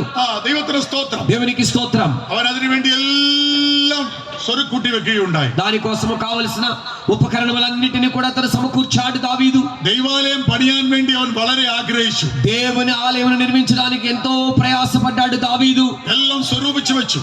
అన్నిటిని కూడా సమకూర్చాడు. ദൈവം പ്ലാനും കൊടുത്തു. దేవుడు ఆయనకు ప్రణాళిక ఇచ్చాడు. എന്നാൽ ദൈവം ദാവീദിനോട് പറഞ്ഞു, നീ എന്റെ ആലയം പണിയരുത്. అయితే దేవుడు దావీదు అన్నాడు, నువ్వు నా ఆలయాన్ని కట్టవద్దు. ദാവീദ് വളരെ ദുഃഖിച്ചു. దావీదు చాలా దుఃఖపడ్డాడు. ദൈവം പറഞ്ഞു, നീ എന്റെ ആലയം പണിയാൻ പാടില്ല. నీవు నా మందిరమును నిర్మించకూడదు. ദൈവത്തിന് സ്തോത്രം. దేవునికి స్తోత్రం. എന്താ കാരണം? కారణం ఏంటి? നിന്റെ ജീവിതത്തിൽ രണ്ട് കുറവുണ്ട്. నీ జీవితంలో రెండు కొరతలు ఉన్నవి. ഒന്ന്, നീ ഒരു യുദ്ധപുരുഷനാണ്. నీవు యుద్ధ పురుషుడు, యుద్ధ వీరుడవు. നീ എപ്പോഴും യുദ്ധം ചെയ്തുകൊണ്ടിരിക്കുക. నువ్వు ఎల్లప్పుడూ యుద్ధము చేసేటువంటి వాడివై ఉన్నావు. യുദ്ധപുരുഷന് ദൈവത്തിന്റെ മന്ദിരം പണിയുവാൻ കഴിയുകയില്ല. యుద్ధ వీరుడుగా ఉన్న నీవు నా మందిరాన్ని కట్టడానికి వీలు లేదు. രണ്ടാമതായിട്ട്, రెండవదిగా നീ അനേക രക്തം ചൊരിഞ്ഞവനാണ്. నువ్వు అనేక మంది రక్తమును ఒలికించి ఉన్నావు. രക്തം ചൊരിഞ്ഞ മനുഷ്യൻ ദൈവത്തിന്റെ ആലയം പണിയുകയില്ല. రక్తమును ఒలికించిన వాడు కూడా దేవుని ఆలయమును కట్టడానికి వీలు లేదు. എന്നാൽ നിനക്കൊരു മകൻ ജനിക്കും. అయితే నీకు ఒక కుమారుడు జన్మిస్తాడు. അവന് ശലോമോൻ എന്ന് പേരിടണം. అతనికి సొలొమోను అని పేరు పెట్టాలి. അവൻ സമാധാന പുരുഷനായിരിക്കും. అతడు సమాధాన పురుషుడై ఉంటాడు. അവന്റെ കാലത്ത് യുദ്ധം ഉണ്ടാകില്ല. అతని కాలఘట్టములో యుద్ధములు ఉండవు.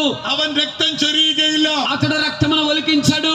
എന്നെ കേൾക്കുന്ന ദൈവത്തിന്റെ ജനമേ, నా మాటలు ఆలకిస్తున్న దైవ జనాంగమా, നാം ഓരോരുത്തരും ദൈവത്തിന്റെ ആലയമായി മാറ്റപ്പെടണം. మనం ఒక్కొక్కరమును దేవుని ఆలయముగా మార్చబడవలసి ఉన్నది. നമ്മൾ ദൈവാലയമായി മാറ്റപ്പെടുന്നതിന് രണ്ട് കുറവുകൾ നമ്മുടെ ജീവിതത്തിലുണ്ട്. మనము దేవుని ఆలయముగా మార్చబడకుండాలాగున రెండు రకాలైనటువంటి కొరతలు మన జీవితంలో కనబడుతూ ఉన్నాయి. ഒന്ന്, നമ്മുടെ ജീവിതത്തിലെ യുദ്ധം. ఒకటి, మన జీవితంలోని యుద్ధము లేక పోరాటములు. നിങ്ങൾ പറയും, ഇപ്പൊ എന്താ യുദ്ധമെന്നാ? మీరు అడగొచ్చు, ఏంటండి యుద్ధము లేక పోరాటము? എല്ലാവരും യുദ്ധപുരുഷന്മാരാണ്. అందరూ కూడా పోరాటము చేసే వాళ్ళే. നിന്റെ ജീവിതത്തിൽ പോരാട്ടമാണ്. నీ జీవితంలో అన్నిటిలో పోరాటమే పోరాటం. മനസ്സ് മുഴുവൻ പോരാട്ടമാണ്. మనసంతా పోరాటం, ഹൃദയം മുഴുവൻ പോരാട്ടം. హృదయమంతా పోరాటం, ശരീരത്തിൽ മുഴുവൻ പോരാട്ടമാണ്. శరీరములంతా పోరాటాలు. ഒരു അവയവവും നിന്നെ അനുസരിക്കുന്നില്ല. ఒక్క అవయవము నీ మాట వింటలేదు. നിന്റെ മനസ്സ് നിന്റെ കൺട്രോളിലല്ല. నీ మనసు నీ కంట్రోల్లో లేదు. നിന്റെ ഹൃദയം എല്ലാം ദുഷ്ടമായ കാര്യങ്ങളെ ചിന്തിക്കുകയാണ്. నీ హృదయం ఎల్లప్పుడూ దుష్టమైన కార్యములను ఆలోచన చేస్తూ ఉన్నది. മർക്കോസിന്റെ സുവിശേഷം 7-ാം അധ്യായത്തിന്റെ 21-ാം വാക്യം വായിക്കുമ്പോൾ, మార్కు సువార్త 7వ అధ్యాయము 21వ వాక్యము చూస్తున్నప్పుడు അവിടെ മനുഷ്യന്റെ ഹൃദയത്തെ അശുദ്ധമാക്കുന്ന 13 കാര്യങ്ങൾ പറയുന്നുണ്ട്. అక్కడ మానవుని యొక్క హృదయమును అశుభ్రపరిచే, అపవిత్రపరిచే 13 కార్యాలు చూస్తూ ఉన్నాం. ഏതൊക്കെ കാര്യമാണ്? ఏ కార్యములు? ആർക്കെങ്കിലും വായിക്കാൻ പറ്റിയാൽ എന്ന് വായിച്ചാട്ടെ. దయచేసి ఎవరికైనా అవకాశం ఉంటే చదవండి దయచేసి. లోపల నుండి అనగా మనుషుల హృదయముల నుండి ആ, దురాలోచనలను, ആ, జారత్వములను, ఆ, దొంగతనములను, ఆ, నరహత్యలను, ఆ, వ్యభిచారములను, ఆ, లోభములను, ఆ, చెడుతనములను, ఆ, కృత్రిమమును, ആ, కామ వికారమును, ఆ, మత్సరమును, ఆ, దేవదూషణయు, ఆ, అహంభావమును, ఆ. అవివేకమును వచ్చును. 13 കാര്യമാണ്. 13 రకాలైన విషయాలు. ഇതിനോട് നമ്മൾ എന്ത് യുദ്ധം ചെയ്തുകൊണ്ടിരിക്കുകയാണ്? వీటితో మనం ఏంటి యుద్ధం చేస్తున్నాము? നമ്മള് സിയോന് ഡെയിലി യുദ്ധമാണ് ഇതിനോട്.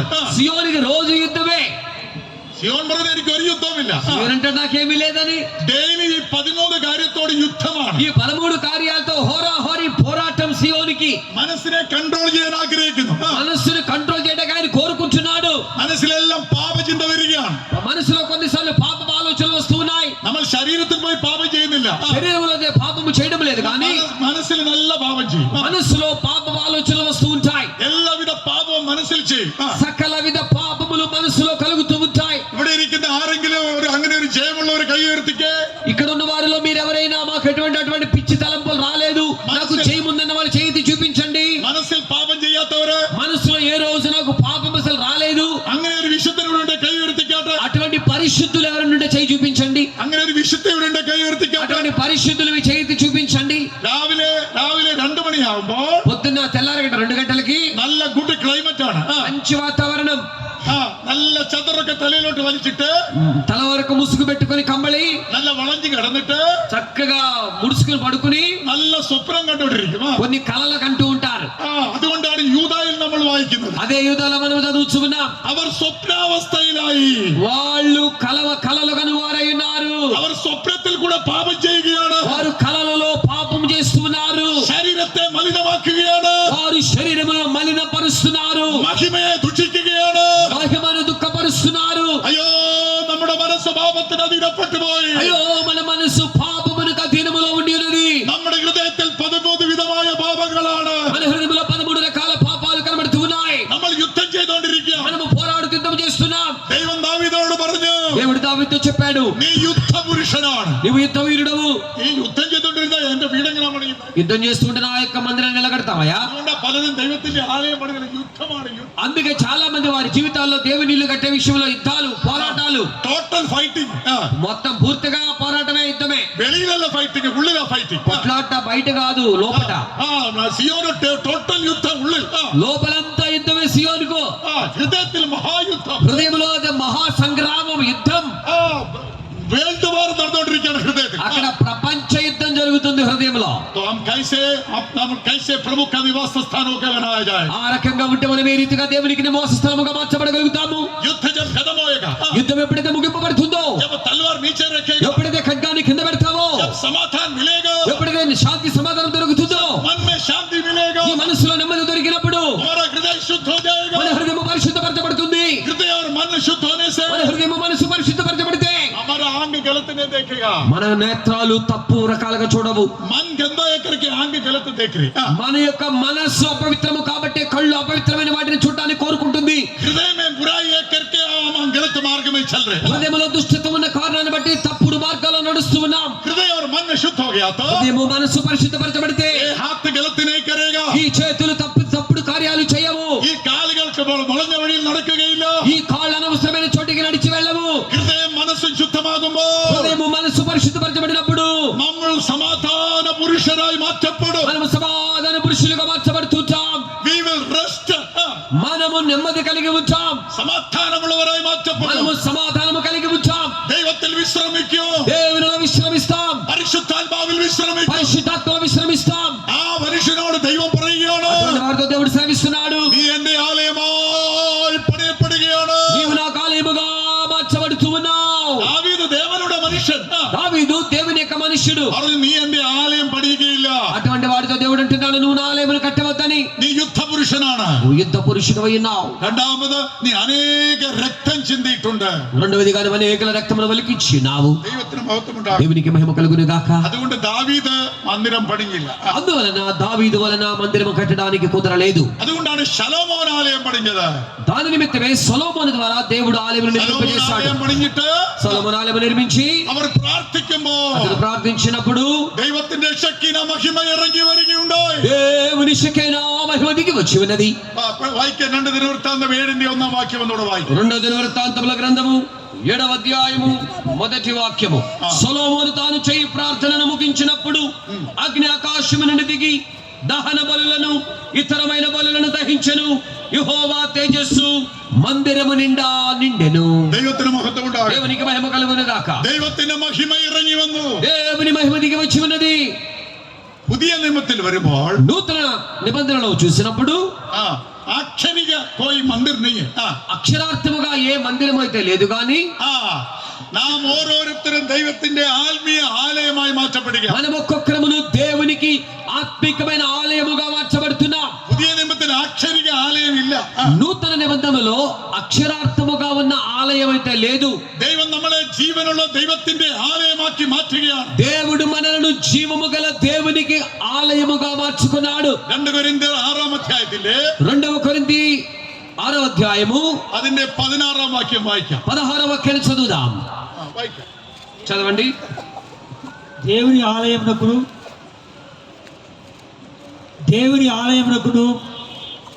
अरे माइक तो दूसरा पढ़ो ना के लिए उसका हाथ में दो 16 वचन. 2వ కొరింథీ 6:16. వేశ్యతో కలుసుకున్నవాడు దానితో ఏకదేహమై ఉన్నాడని మీరెరుగరా? వారిద్దరు ఏక శరీరమై ఉందురు. దేవుని ఆలయమునకు విగ్రహములతో ఏమి పొందక మనము జీవము గల దేవుని ఆలయమై ఉన్నాము. ये രണ്ടുപേരും പിടിച്ച് പുറകിൽ കൊണ്ടിരുന്നു. बाइक कुछ भी पढ़ते रहते.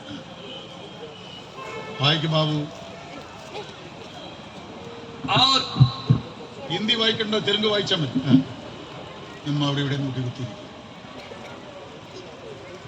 మీ దేహము దేవుని వలన మీకు అనుగ్రహింపబడి దేవుని ఆలయమునకు విగ్రహములతో ఏమి పొందిక దైవത്തിന്റെ ఆలయത്തിൽ విగ్రహത്തിന് എന്ത് യോഗ്യത? మనము జీవము గల దేవుని ఆలయమై ఉన్నాము. జీవనుల దైవത്തിന്റെ ఆలయం. మనము జీవము గల దేవుని ఆలయమై ఉన్నాము. पकड़ के पीछे बिठा. వాళ్ళని వెనకాల కూర్చోబెట్టండి. ദൈവത്തിന് സ്തോത്രം. దేవునికి స్తోత్రం. ദൈവത്തിന്റെ ആലയത്തിലെ വിഗ്രഹങ്ങളോട് എന്ത് യോഗ്യത? దేవుని ఆలయములకు విగ్రహములతో ఏమి పొందిక? നാം ജീവനുള്ള ദൈവത്തിന്റെ ആലയം. మనము జీవము గల దేవుని ఆలయమై ఉన్నాము. ഒന്നുകൂടെ വായിച്ചോട്ടെ, ആരെങ്കിലും വേഗം വായിച്ചോട്ടെ. మరొకసారి ఎవరైనా గట్టిగా చదవండి. దేవుని ఆలయమునకు విగ్రహముతో ఏమి పొందిక మనము జీవము గల దేవుని ఆలయమై ఉన్నాము. ദൈവത്തിന് സ്തോത്രം. దేవునికి స్తోత్రం. മാനസാന്തരം, మారు మనసు, സ്നാനം, బాప్తిస్మము, പരിശുദ്ധാത്മാവ് അഭിഷേകം പ്രാപിച്ച ജനങ്ങൾ పరిశుద్ధాత్మ అభిషేకము పొందుకున్న జనాంగము ജീവനുള്ള ദൈവത്തിന്റെ ആലയമായി മാറ്റപ്പെടുക. జీవము గల దేవునికి ఆలయముగా మార్చబడుతున్నారు. ആരാണ് ജീവനുള്ള ദൈവത്തിന്റെ ആലയം? ఎవరు జీవము గల దేవుని ఆలయమై ఉన్నారు? മാനസാന്തരപ്പെട്ടവർ, మారు మనసు పొందిన వారు, സ്നാനമെടുത്തവർ, బాప్తిస్మం పొందిన వారు, പരിശുദ്ധാത്മാവിനാൽ ദൈവത്തിന്റെ മഹിമയെ പ്രാപിച്ചവർ, పరిశుద్ధాత్మ వలన దేవుని మహిమను పొందుకున్నటువంటి వారు, അഭിഷേകം പ്രാപിച്ച ഓരോ വിശ്വാസിയിലും పరిశుద్ధాత్మ పొందిన ఒక్కొక్క విశ్వాసియు ദൈവ തേജസ് വസിക്കുന്നു. దేవుని యొక్క మహిమ నివాసము చేస్తూ ఉన్నది. നിങ്ങളുടെ മേൽ ദൈവ തേജസ് ഉണ്ടോ? మీపై దేవుని తేజస్సు కనబడుతున్నదా? എല്ലാവരും ഇങ്ങനെ ബ്ലിങ്ക് ആയിട്ട് എന്നെ നോക്കിക്കൊണ്ടിരിക്കും. అందరూ మసకనట్టు చూస్తా ఉన్నారు. ഇവിടെ കുറെ സീനിയേഴ്സ് ഇവിടെ ഇരിക്കുന്ന ചെയറിൽ సీనియర్స్ పెద్ద పెద్దలు కూర్చున్నారు ఇక్కడ. ഒരെണ്ണത്തിന്റെ അകത്ത് അഭിഷേകം ഉണ്ടോ? ఒకళ్ళ మీద అభిషేకం కనబడుతుందా? എന്താ ഞാൻ പറഞ്ഞത്? నేనేం చెప్పాను? പരിശുദ്ധാത്മാവിന്റെ അഭിഷേകം പ്രാപിച്ച ഓരോ വിശ്വാസി, పరిశుద్ధాత్మ అభిషేకం పొందిన ఒక్కొక్క విశ్వాసి ദൈവ തേജസ് വസിക്കുന്നവരാണ്. దేవుని తేజస్సు నివాసము చేసేటువంటి వారై ఉన్నారు. ആത്മാവിലും സത്യത്തിലും ആരാധിക്കുന്ന സഭ, ఆత్మలో సత్యములు ఆరాధించే దేవుని సంఘం, ദൈവ തേജസ് ഉള്ള സഭയാണ്. దేవుని తేజస్సుతో నింపబడిన సంఘము. അത് നമ്മുടെ ജീവിതത്തിൽ ഇല്ലെങ്കിൽ అది మన జీవితంలో లేని పక్షములో ഉണ്ടോ? దైవ തേജസ് ഉണ്ടോ നിങ്ങളുടെ മേൽ? ఉండా మీలో దేవుని యొక్క మహిమ? കരങ്ങളെ ഉയർത്തിക്കാട്ട്. చేతుల పైకెత్తి చూపించండి. അവര് ഇങ്ങനെ നോക്കിയിരിക്കുന്നു. എന്താ പറയുന്നത്? പാസ്റ്റർ എന്താ പറയുന്നത്? పాస్టర్ గారు ఏం చెప్తున్నాడు? దీక్షగా చూస్తున్నారు అందరూ. ഒന്നും ఏం అర్థం కావడం లేదు. ഒന്നും മനസ്സിലാകുന്നില്ല. ఏం అర్థం కావట్లా. മനസ്നാന്തപ്പെട്ട് സ്നാനമെടുത്ത് അഭിഷേകം പ്രാപിച്ച ജനം, వారు మనస్సు పొంది నీటి బాప్తిస్మము తీసుకుని పరిశుద్ధాత్మ అభిషేకం పొందుకున్న దేవుని జనాంగము, ദൈവ തേജസ് പ്രാപിച്ച ജനമാണ്. దేవుని మహిమను పొందుకున్న ప్రజలై ఉన్నారు. അവർ ജീവനുള്ള ദൈവത്തിന്റെ ആലയമാണ്. వారు జీవము గల దేవుని ఆలయమై ఉన్నారు. സത്യത്തിലും ആത്മാവിലും ദൈവത്തെ ആരാധിക്കുന്ന ജനം, ఆత్మలో సత్యముతో దేవుని ఆరాధించే జనాంగమై ఉన్నారు. അവർ ദൈവ തേജസ്സുള്ള ജനമാണ്. వారు దేవుని తేజస్సుతో నింపబడిన వారై ఉన్నారు. ഉണ്ടോ? നിങ്ങളുടെ മേൽ ദൈവ തേജസ് ഉണ്ടോ? మీపై దేవుని తేజస్సు కనబడుతూ ఉన్నదా? ദൈവ തേജസ്സുള്ള ഒരു കൈ ഉയർത്തിക്ക്. దేవుని తేజస్సును వారు చేయి పైకెత్తి చూపించండి. പരിശുദ്ധാത്മാവുള്ള ഒരു കരങ്ങൾ ഉയർത്തിക്കാട്ടെ. పరిశుద్ధాత్మ పొందిన వారు చేయి పైకెత్తి చూపించండి. പരിശുദ്ധാത്മാവിലെ ഇറങ്ങിപ്പോയിക്കൊണ്ട് വിടുന്നു. పరిశుద్ధాత్మ లేకపోతే ఇక్కడ నుంచి వెళ్ళిపోవచ్చు. ഇവിടെ ചേർന്ന് ഒന്ന് ഇരിക്കരുത്. ఊరికిన చైర్లో కూర్చుని మీరు ఈ ముఖం చూడొచ్చు. പരിശുദ്ധാത്മാവിന്റെ അഭിഷേകമില്ലാതെ എന്തിനു ഇവിടെ ഇരിക്കുന്നു? పరిశుద్ధాత్మ అభిషేకం ఎందుకండి మీరు కూర్చున్నారు? ദൈവ തേജസ് നമ്മുടെ മേലുണ്ടായിരിക്കണം. దేవుని మహిమ మనపై దిగి రావాలి. ദൈവ തേജസ്സിനാൽ ദൈവം നമ്മെ നിറയ്ക്കുകയാണ്. దేవుని తేజస్సుతో మనల్ని నింపుతూ ఉన్నాడు. ശക്തിന ഗ്ലോറി ഇറങ്ങി വരികയാണ്. షకేనా మహిమ మనపై దిగి వస్తున్నది. హల్లెలూయా, హల్లెలూయా. బ్లింక్ ഒക്കെ బయట కూర్చుని చూడండి, మసకగా ముద్దు బారినట్టు కూర్చున్నారు అందరూ. മൊബൈലിലൊക്കെ ബയట కూర్చుని హల్లెలూయా. హల్లెలూయా చెప్తాం. ദൈവ തേജസ്സുള്ളവരെല്ലാം കരങ്ങളെടുത്ത് ഹല്ലേലൂയ പറഞ്ഞാട്ടെ. దేవుని తేజస్సు ఉన్న వాళ్ళు రెండు చేతుల పైకి బిగ్గరగా చెప్పండి. హల్లెలూయా. ഇപ്പോഴാ മനസ്സിലായെന്ന് തോന്നി. ഇതിനൊന്നും മനസ്സിലാകത്തില്ല. ఇప్పుడు కొద్దిగా అర్థమైనట్టుంది. ఇప్పుడు നിന്റെ തലയിലോട്ട് കയറുകയില്ല. తలలో ఎక్కట్లేదు. ദൈവത്തിന് സ്തോത്രം. దేవునికి స్తోత్రం. ദൈവ തേജസ് പ്രാപിച്ച ജീവനുള്ള ദൈവത്തിന്റെ മന്ദിരം. దేవుని మహిమను పొందుకున్నటువంటి జీవము గల దేవుని ఆలయము. മാനസാന്തരപ്പെടണം. మారు మనసు పొందాలి. ഈ തേജസ് നിന്റെ ഉള്ളിൽ ഇല്ലെങ്കിൽ ఈ మహిమ నీలో లేనట్లయితే അതിന്റെ കുറ്റം കണ്ടുപിടിക്കണം. ఆ కొరతను నువ్వు గ్రహించాలి. ദൈവ തേജസ്സിനാൽ നമ്മൾ നിറയപ്പെടണം. దేవుని తేజస్సుతో మనం నింపబడాలి. ദൈവത്തിന്റെ ശരിയായ സഭ തേജസ്സുള്ള സഭയാണ്. దేవుని సరి అయిన సంఘము మహిమతో నింపబడిన సంఘమై ఉన్నది. നമ്മുടെ ക്രിസ്തീയ യാത്ര క్రైస్తవ జీవిత ప్రయాణము ദൈവ തേജസ്സാൽ നിറയപ്പെട്ട യാത്രയാണ്. దైవ మహిమతో నింపబడిన ప్రయాణమై ఉండాలి. നമ്മുടെ മേൽ ശക്തിന ഗ്ലോറി ഇറങ്ങി വരണം. మన మీద దేవుని షకేనా మహిమ దిగి రావాలి. ഇന്ന് ആയിരക്കണക്കിന് സഭയുണ്ട്. ఈ రోజున వేల కొలది సంఘాలు ఉన్నాయి. മഹിമയുള്ള സഭയുണ്ടോ? అయితే మహిమ గల సంఘాలు ఉన్నాయా? देखो మహిమను తేజస్సు, నగరం, మహిమను జ్వలించే నగరం, మహారాజు యొక్క పట్టణము, సియోను పట్టణము, మహిమను నిరపట్ట నగరం, మహిమతో నింపబడిన దేవుని నగరము, మహారాజావు సియోన్ పట్టణం, మహారాజు నివసించే సియోను పట్టణము దైవ తేజస్సునాల్ నిరపడണം. దేవుని మహిమతో నింపబడాలి. క్రిస్తీయ జీవితం మహిమ నిറഞ്ഞ జీవితం. క్రైస్తవ జీవితము మహిమతో నింపబడిన జీవితమై ఉన్నది. ദൈവത്തിന് മഹത്വം ഉണ്ടാകട്ടെ. దేవునికి మహిమ కలుగును గాక. മഹിമയുള്ള സഭയെ ചേർക്കാനായിട്ടാണ് യേശു വരുന്നത്. మహిమ గల సంఘమును చేర్చుకొనుటకు యేసు త్వరగా రాబోతున్నాడు. അല്ല ഇവിടെ കിടക്കുന്ന ഉണക്ക സൂക്കട്ട് കറുവാടിനെ എല്ലാം ചേർക്കാനല്ല. ఎండిపోయిన ఎండి చేపల్లాగా మూలబడిన వాళ్ళ కోసం వేసే రావడం లేదు. സൂക്ക കറുവാടുക്കോ ജാടു മാർക്കല്ലാണ് യേശുവിനെ. ఎండి చేపలను ఊడ్చి వెతికెళ్ళటం వేసే రాటలా. മഹിമയുള്ള സഭയെ ചേർക്കാൻ మహిమ గల సంఘాన్ని చేర్చుకోవడానికి 1978 में 1978లో केरला में एक महिमा हो गया. కేరళలో ఒక మహిమాన్విత కార్యము జరిగింది. 1978 1978 సంవత్సరం ഓഗസ്റ്റ് മാസം 6ാം തീയതി ఆగస్టు 6వ తేదీ വൈകിട്ട് 7 മണിക്ക് సాయంకాలం 7 గంటలకు Kottayam TPM centre faith home Kottayam TPM centre ఫైతోంలో സിസ്റ്റേഴ്സ് 7 മണി ജപത്തിൽ വന്നിരുന്നു. సిస్టర్స్ అందరూ 7 గంటల ప్రార్థనలో కూర్చున్నారు. ദൈവത്തിന് സ്തോത്രം. దేవునికి స్తోత్రం. അവിടെ ഒരു പ്രായം ചെന്ന പാസ്റ്റർ ഉണ്ട്. అక్కడ బాగా వృద్ధుడైన ఒక పాస్టర్ గారు ఉన్నారు. 1929 വേലയ്ക്ക് വന്നതാണ്. 1929వ సంవత్సరంలో దేవుని సేవకు వచ్చినటువంటి దేవుని దైవజనుడు പാസ്റ്റർ പോൾ കൈവച്ച് വേലക്കെടുത്ത മനുഷ്യൻ. పాస్టర్ పాల్ గారు ఆయన మీద చేపెట్టి అభిషేకించారు. അദ്ദേഹത്തിന് ഒരു അസിസ്റ്റന്റ് പാസ്റ്റർ ഉണ്ട്. ఆయనకు ఒక అసిస్టెంట్ పాస్టర్ గారు ఉన్నారు. അദ്ദേഹത്തിന്റെ പേരാണ് TV തോമസ്. ఆయన పేరే టీవీ థామస్. ദൈവത്തിന് സ്തോത്രം. దేవునికి స్తోత్రం. ആ സിസ്റ്റേഴ്സ് 6 മണി ജപത്തിൽ ജപിച്ചുകൊണ്ടിരിക്കുമ്പോൾ 6 గంటల ప్రార్థనలో సహోదరులు ప్రార్థిస్తున్నప్పుడు ഒരു 10 സഹോദരിമാർ 10 మంది సహోదరులు ഒരു വയസ്സാന അപ്പച്ചനിരുന്ന് പ്രാർത്ഥിക്കുന്നു. ఒక వయసైనటువంటి తండ్రి గారు కూర్చుని ప్రార్థిస్తున్నారు. പെട്ടെന്ന് ഒരു ഇടിമുഴക്കം ഉണ്ടായി. అనుకోకుండా ఒక ఉరుము ఉరిమింది. ദൈവത്തിന് സ്തോത്രം. దేవునికి స్తోత్రం.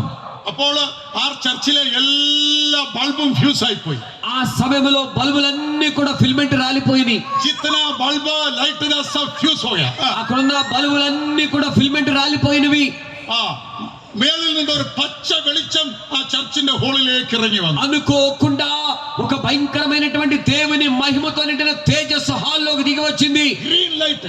ఒక పచ్చని లైట్. ആ ലൈറ്റ് ഇറങ്ങി വന്നിട്ട് ఆ లైట్ దిగి వచ్చి ഈ സഹോദരിമാര് പ്രാർത്ഥിച്ചിരിക്കുന്നതിന് മുമ്പിൽ ആ വെളിച്ചം അങ്ങനെ മിന്നാൻ തുടങ്ങി. ఆ సహోదరులు చేస్తున్న ప్రార్థన సమయంలో వారి ముందు అది వెలుగు నిలవబడింది.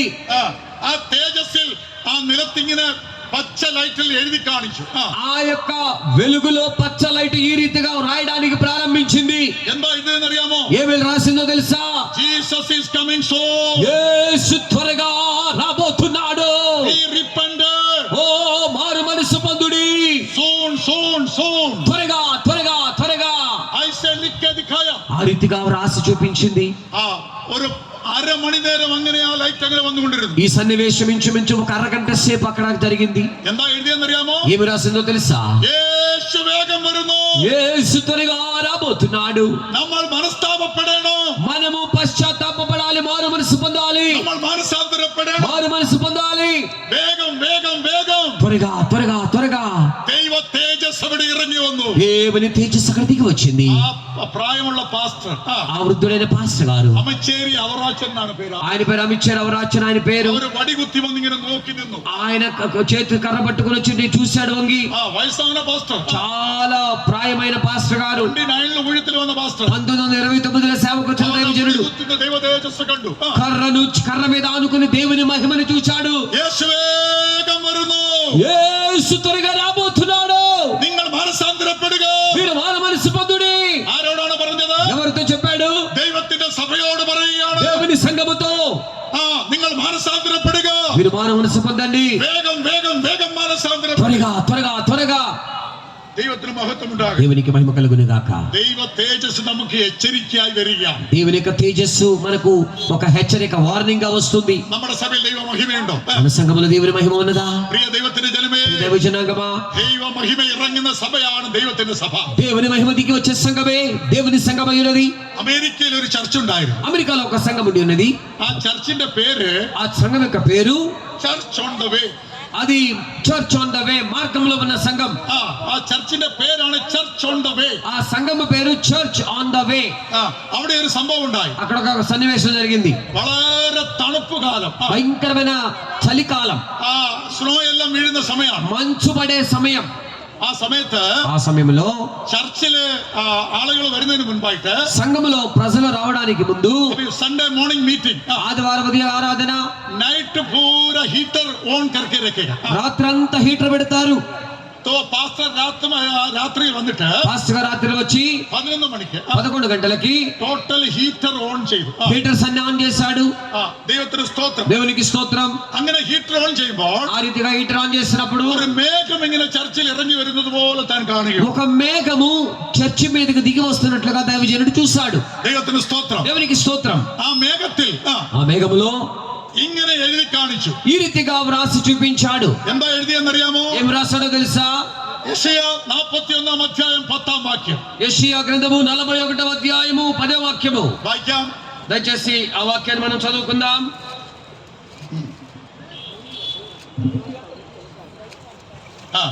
భూదిగంతముల నుండి నేను పట్టుకొని దాని కొనల నుండి పిలుచుకొనిన వాడా, నీవు నా దాసుడు అనియు నేను నిన్ను ఉపేక్షింపగా ఏర్పరచుకుంటున్నాను. నేను నీతో చెప్పి ఉన్నాను, నీకు తోడై ఉన్నాను. భయపడకము, నేను నీ దేవుడినై ఉన్నాను. దిగులు పడకము, నేను నిన్ను బలపరుతును. నీకు సహాయం చేయవాడును నేనే. నీతి ఎరుగని దక్షిణాస్తముతో. చాలు నాయనా, 10వ వాక్యం వాయిക്കാം. 10వ వాక్యం మాత్రమే. നീ ഭയപ്പെടേണ്ട, నువ్వు భయపడవద్దు, ഞാൻ നിന്നോട് കൂടെ ഉണ്ട്. నేను నీతో కూడా ఉన్నాను. നീ ഭ്രമിച്ചു നോക്കേണ്ട, నీవు నివరపడవద్దు, దిగులు పడవద్దు. ഞാൻ നിന്റെ ദൈവമാകുന്നു. నేను నీకు దేవుడినై ఉన్నాను. ഞാൻ നിന്നെ ശക്തീകരിക്കും. నేను నిన్ను బలపరుతును. ഞാൻ നിന്നെ സഹായിക്കും. నేను నీకు సహాయం చేతును. എന്റെ നീതിയുള്ള വലങ്കരം കൊണ്ട് ഞാൻ നിന്നെ താങ്ങും. నీ తేను నా దక్షిణాస్తముతో నేను నిన్ను ఆదుకొందును. നീ ഒന്ന് വായിക്കാം, തെലുങ്കിൽ വായിക്കാം. భూదిగంతముల నుండి నేను పట్టుకొని ఆ. దాని కొనల నుండి పిలుచుకొనిన వాడా, ఆ. నీవు నా దాసుడు అనియు ఆ. నేను నిన్ను ఉపేక్షింపక ఏర్పరచుకొచ్చిననియు నేను నీతో చెప్పి ఉన్నాను. నీకు తోడై ఉన్నాను. భయపడకము, నేను నీ దేవుడినై ఉన్నాను. దిగులు పడకము, నేను నిన్ను బలపరుతును. ആ പാസ്റ്റർ നോക്കിക്കൊണ്ടിരിക്കുകയാണ്. ఆ మాటలు పాస్టర్ గారు చూస్తూ ఉన్నారు. വളരെ തണുപ്പുള്ള സമയം, భయంకరమైన చలికాలం, സാറ്റർഡേ നൈറ്റ്. శనివారం రాత్రి. അവര് ഹീറ്റർ എല്ലാം ഓൺ ചെയ്തോണ്ടിരിക്കുകയാണ്. హీటర్స్ ఆన్ చేస్తున్న సమయం ഒരു മേഘം മേളിൽ നിറഞ്ഞു വന്നു. ఒక మేఘము పై నుండి దిగి వచ్చి ആ മേഘത്തിൽ ഇങ്ങനെ എഴുതി കാണിച്ചു, ఆ మేఘములో వ్రాసి చూపించాడు. നീ ഭയപ്പെടേണ്ട, నీవు భయపడవద్దు, ഞാൻ നിന്നോട് കൂടെയുണ്ട്. నేను నీకు తోడై ఉన్నాను. നീ ഭ്രമിച്ചു നോക്കേണ്ട, నువ్వు దిగులు పడవద్దు, ഞാൻ നിന്റെ ദൈവമാകുന്നു. నేను నీకు దేవుడినై ఉన్నాను. ഞാൻ നിന്നെ ശക്തീകരിക്കും. నేను నిన్ను బలపరుతును. ഞാൻ നിന്നെ സഹായിക്കും. నేను నీకు సహాయం చేతును. എന്റെ നീതിയുടെ വലങ്കരം കൊണ്ട് ഞാൻ നിന്നെ താങ്ങും. నీతిను నా దక్షిణాస్తముతో ఆదుకొందును. ദൈവത്തിന് മഹത്വം ഉണ്ടാകും. దేవునికి మహిమ కలుగును గాక. ആ ചർച്ചിൽ കേവലം 70 പേരാണ് ആ ചർച്ച് മെമ്പേഴ്സ്. ఆ సంఘం యొక్క సభ్యులు 70 మంది మాత్రమే. ആ സഭയിൽ 70 പേരാണ് ചർച്ചിൽ വരുന്നത്. 70 మంది మాత్రమే సంఘానికి వచ్చేది. ചർച്ചിന്റെ പേര് ചർച്ച് ഓൺ ద വേ. ఆ సంఘం యొక్క పేరు చర్చ్ అన్న మార్గ మధ్యంలో ఉన్న సంఘం. ദൈവത്തിന് സ്തോത്രം. దేవునికి స్తోత్రం. ദൈവ తేజస్ ഇറങ്ങി. దేవుని మహిమ దిగి వచ్చింది. അടുത്ത നെക്സ്റ്റ് ഡേ സൺഡേ తర్వాత మరుసటి రోజు ఆదివారం ആ സഭയിൽ 150 പേര് ചർച്ചിൽ വരികയുണ്ട്. 150 మంది సంఘానికి వచ్చారు. അതിന്റെ നെക്സ്റ്റ് സൺഡേ ఆ తర్వాత ఆదివారం 300 പേര് വരികയുണ്ടായി. 300 మంది వచ్చారు. അതിന്റെ അടുത്ത സൺഡേ ఆ తర్వాత ఆదివారం 500 പേര് വരികയുണ്ടായി. 500 మంది వచ్చారు. 3 മാസം കൊണ്ട് 3 నెలలలో 1000 പേര് വരുന്ന സഭയായ ആ സഭ മാറ്റപ്പെട്ടു. 1000 మంది వచ్చే సంఘముగా అది మార్చబడి ఉంది. നീ ഭയപ്പെടേണ്ട, నువ్వు భయపడవద్దు, എന്റെ മഹിമ നിന്നോട് കൂടെയുണ്ട്. నా మహిమ నీతో కూడా ఉన్నది. ഞാൻ എന്റെ തേജസ് നിനക്ക് വെളിപ്പെടുത്താൻ నా പോകുന്നു. మహిమను నీకు నేను బయలుపరచుదును. ദൈവ തേജസ് ഇറങ്ങിയപ്പോ, దేవుని మహిమ దిగి వచ్చినప్పుడు, ദൈവ സാന്നിധ്യം ഇറങ്ങിയപ്പോ దేవుని సన్నిధి దిగి వచ్చినప్పుడు സഭ വളരാൻ തുടങ്ങി. సంఘము వర్ధిల్లింది. പ്രിയപ്പെട്ടവരെ, ప్రియమైన వారలారా, 3 ദിവസം കഷ്ടപ്പെട്ട് നമ്മുടെ ഐസക് കൺവെൻഷൻ വെച്ചിരിക്കുക. యేస్కేల్ గారు 3 రోజులు కష్టపడి ఏర్పాటు చేశాడు మహాసభలు. ദൈവം 1 സെക്കൻഡ് തന്നെ മഹിമ ഇറക്കിയാൽ, దేవుడు ఒక్క క్షణములో ఆయన మహిమను దింపితే നമ്മുടെ ഐസക്കിന്റെ കഷ്ടമെല്ലാം മാറും. మన యేస్కేల్ గారి కష్టమంతా దేవుడు మార్చబోతున్నాడు. ഈ മൈതാനം വന്ന് ഈ മുഴു വറങ്കലും നിറയും. ఈ మైదానం మాత్రమే కాదు, వరంగల్లంతా దేవుని ప్రజలతో నింపబోతున్నాడు. വാഗ്ദത്തം ചെയ്യുകയാണ്. దేవుడు వాగ్దానం చేస్తూ ఉన్నాడు. നീ ഭയപ്പെടേണ്ട, నువ్వు భయపడవద్దు. ദൈവത്തിന്റെ ശക്തിന ഗ്ലോറി ഇറങ്ങുകയാണ്. దేవుని శక్తిన మహిమ దిగి వస్తున్నది. നിന്നെ സഹായിക്കുന്ന, నీకు సహాయం చేయుటకు, നിന്റെ വലങ്കരത്തെ താങ്ങുന്ന నీ కుడి చేతిని ఆదుకొనుటకు ദൈവ മഹിമ ഇറങ്ങുക. దేవుని మహిమ దిగి వస్తున్నది. ചിലരെ കൺവെൻഷൻ ഒക്കെ നടത്തിയിട്ട് നടുവിന് കൈ കൊടുത്തിരിക്കും. కొంతమంది కన్వెన్షన్ తో నడిచి నడుమి చేతులు పెట్టుకుంటారు. കൺവെൻഷൻ ചലായ అబ్బా, కన్వెన్షన్ నడిపించాను, అలసిపోయాను. ఎందుకు? കൺവെൻഷൻ ചലായ കമർ ടേടാവോ. కన్వెన్షన్ నడిపిస్తే నడుము పట్టేసింది. మహిమ ఉతరలేదు. మహిమ దిగిని अरे तू कुछ करने की जरूरत नहीं है నువ్వేం చేయవసరలా प्रभु का महिमा सब कुछ करने वाला దేవుని మహిమ సమస్తాన్ని జరిగిస్తుంది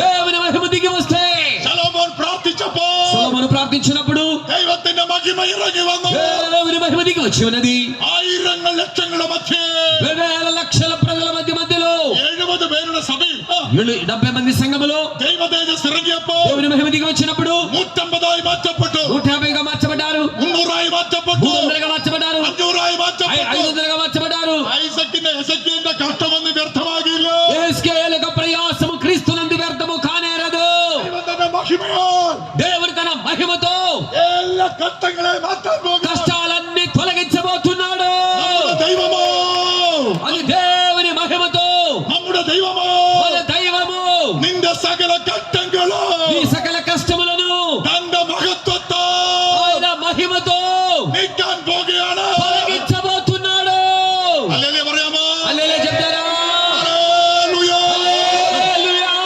ദൈവത്തിന്റെ ശക്തിന ഗ്ലോറി ഇറങ്ങട്ടെ దేవుని శక్తిన మహిమ దిగినవండి ഊഴിയക്കാരുടെ മേൽ ദൈവത്തിന്റെ ശക്തിന ഇറങ്ങട്ടെ సేవకులపై దేవుని మహిమ దిగినవండి നമ്മുടെ വിനയന്റെ സഭയിൽ ശക്തിന ഗ്ലോറി వినయ ഇറങ്ങട്ടെ సంఘములో దేవుని మహిమ దిగినవండి നമ്മുടെ പാൽവഞ്ചിയിൽ ശക്തിന ഗ്ലോറി ഇറങ്ങട്ടെ పాలవంచులో శక్తిన మహిమ దిగినవండి ബാബുവിന്റെ മേൽ ശക്തിന ഗ്ലോറി ഇറങ്ങട്ടെ బాబుపై శక్తిన మహిమ దిగినవండి യോസിക്കിന്റെ മേൽ ശക്തിന ഗ്ലോറി యోసేపు ഇറങ്ങട്ടെ ఆయనకు శక్తిన మహిమ దిగినవండి തേജസ് ഇറങ്ങുക దేవుని తేజస్సు దిగినవండి ഹല്ലേലൂയ హల్లెలూయా ശക്തിന ഗ്ലോറി പോകും శక్తిన వెళ్ళిపోతుంది എപ്പോഴാ പോകുന്നത് ఎప్పుడో తెలుసా പ്രഭുക്ക് നാമത്തെ സ്തുതി. దేవునికి స్తోత్రం ഞാൻ എപ്പോഴും പ്രാർത്ഥിക്കും എന്താ ഇവരുടെ പേര് ഞാൻ മറന്നുപോയി എലിസബത്ത്.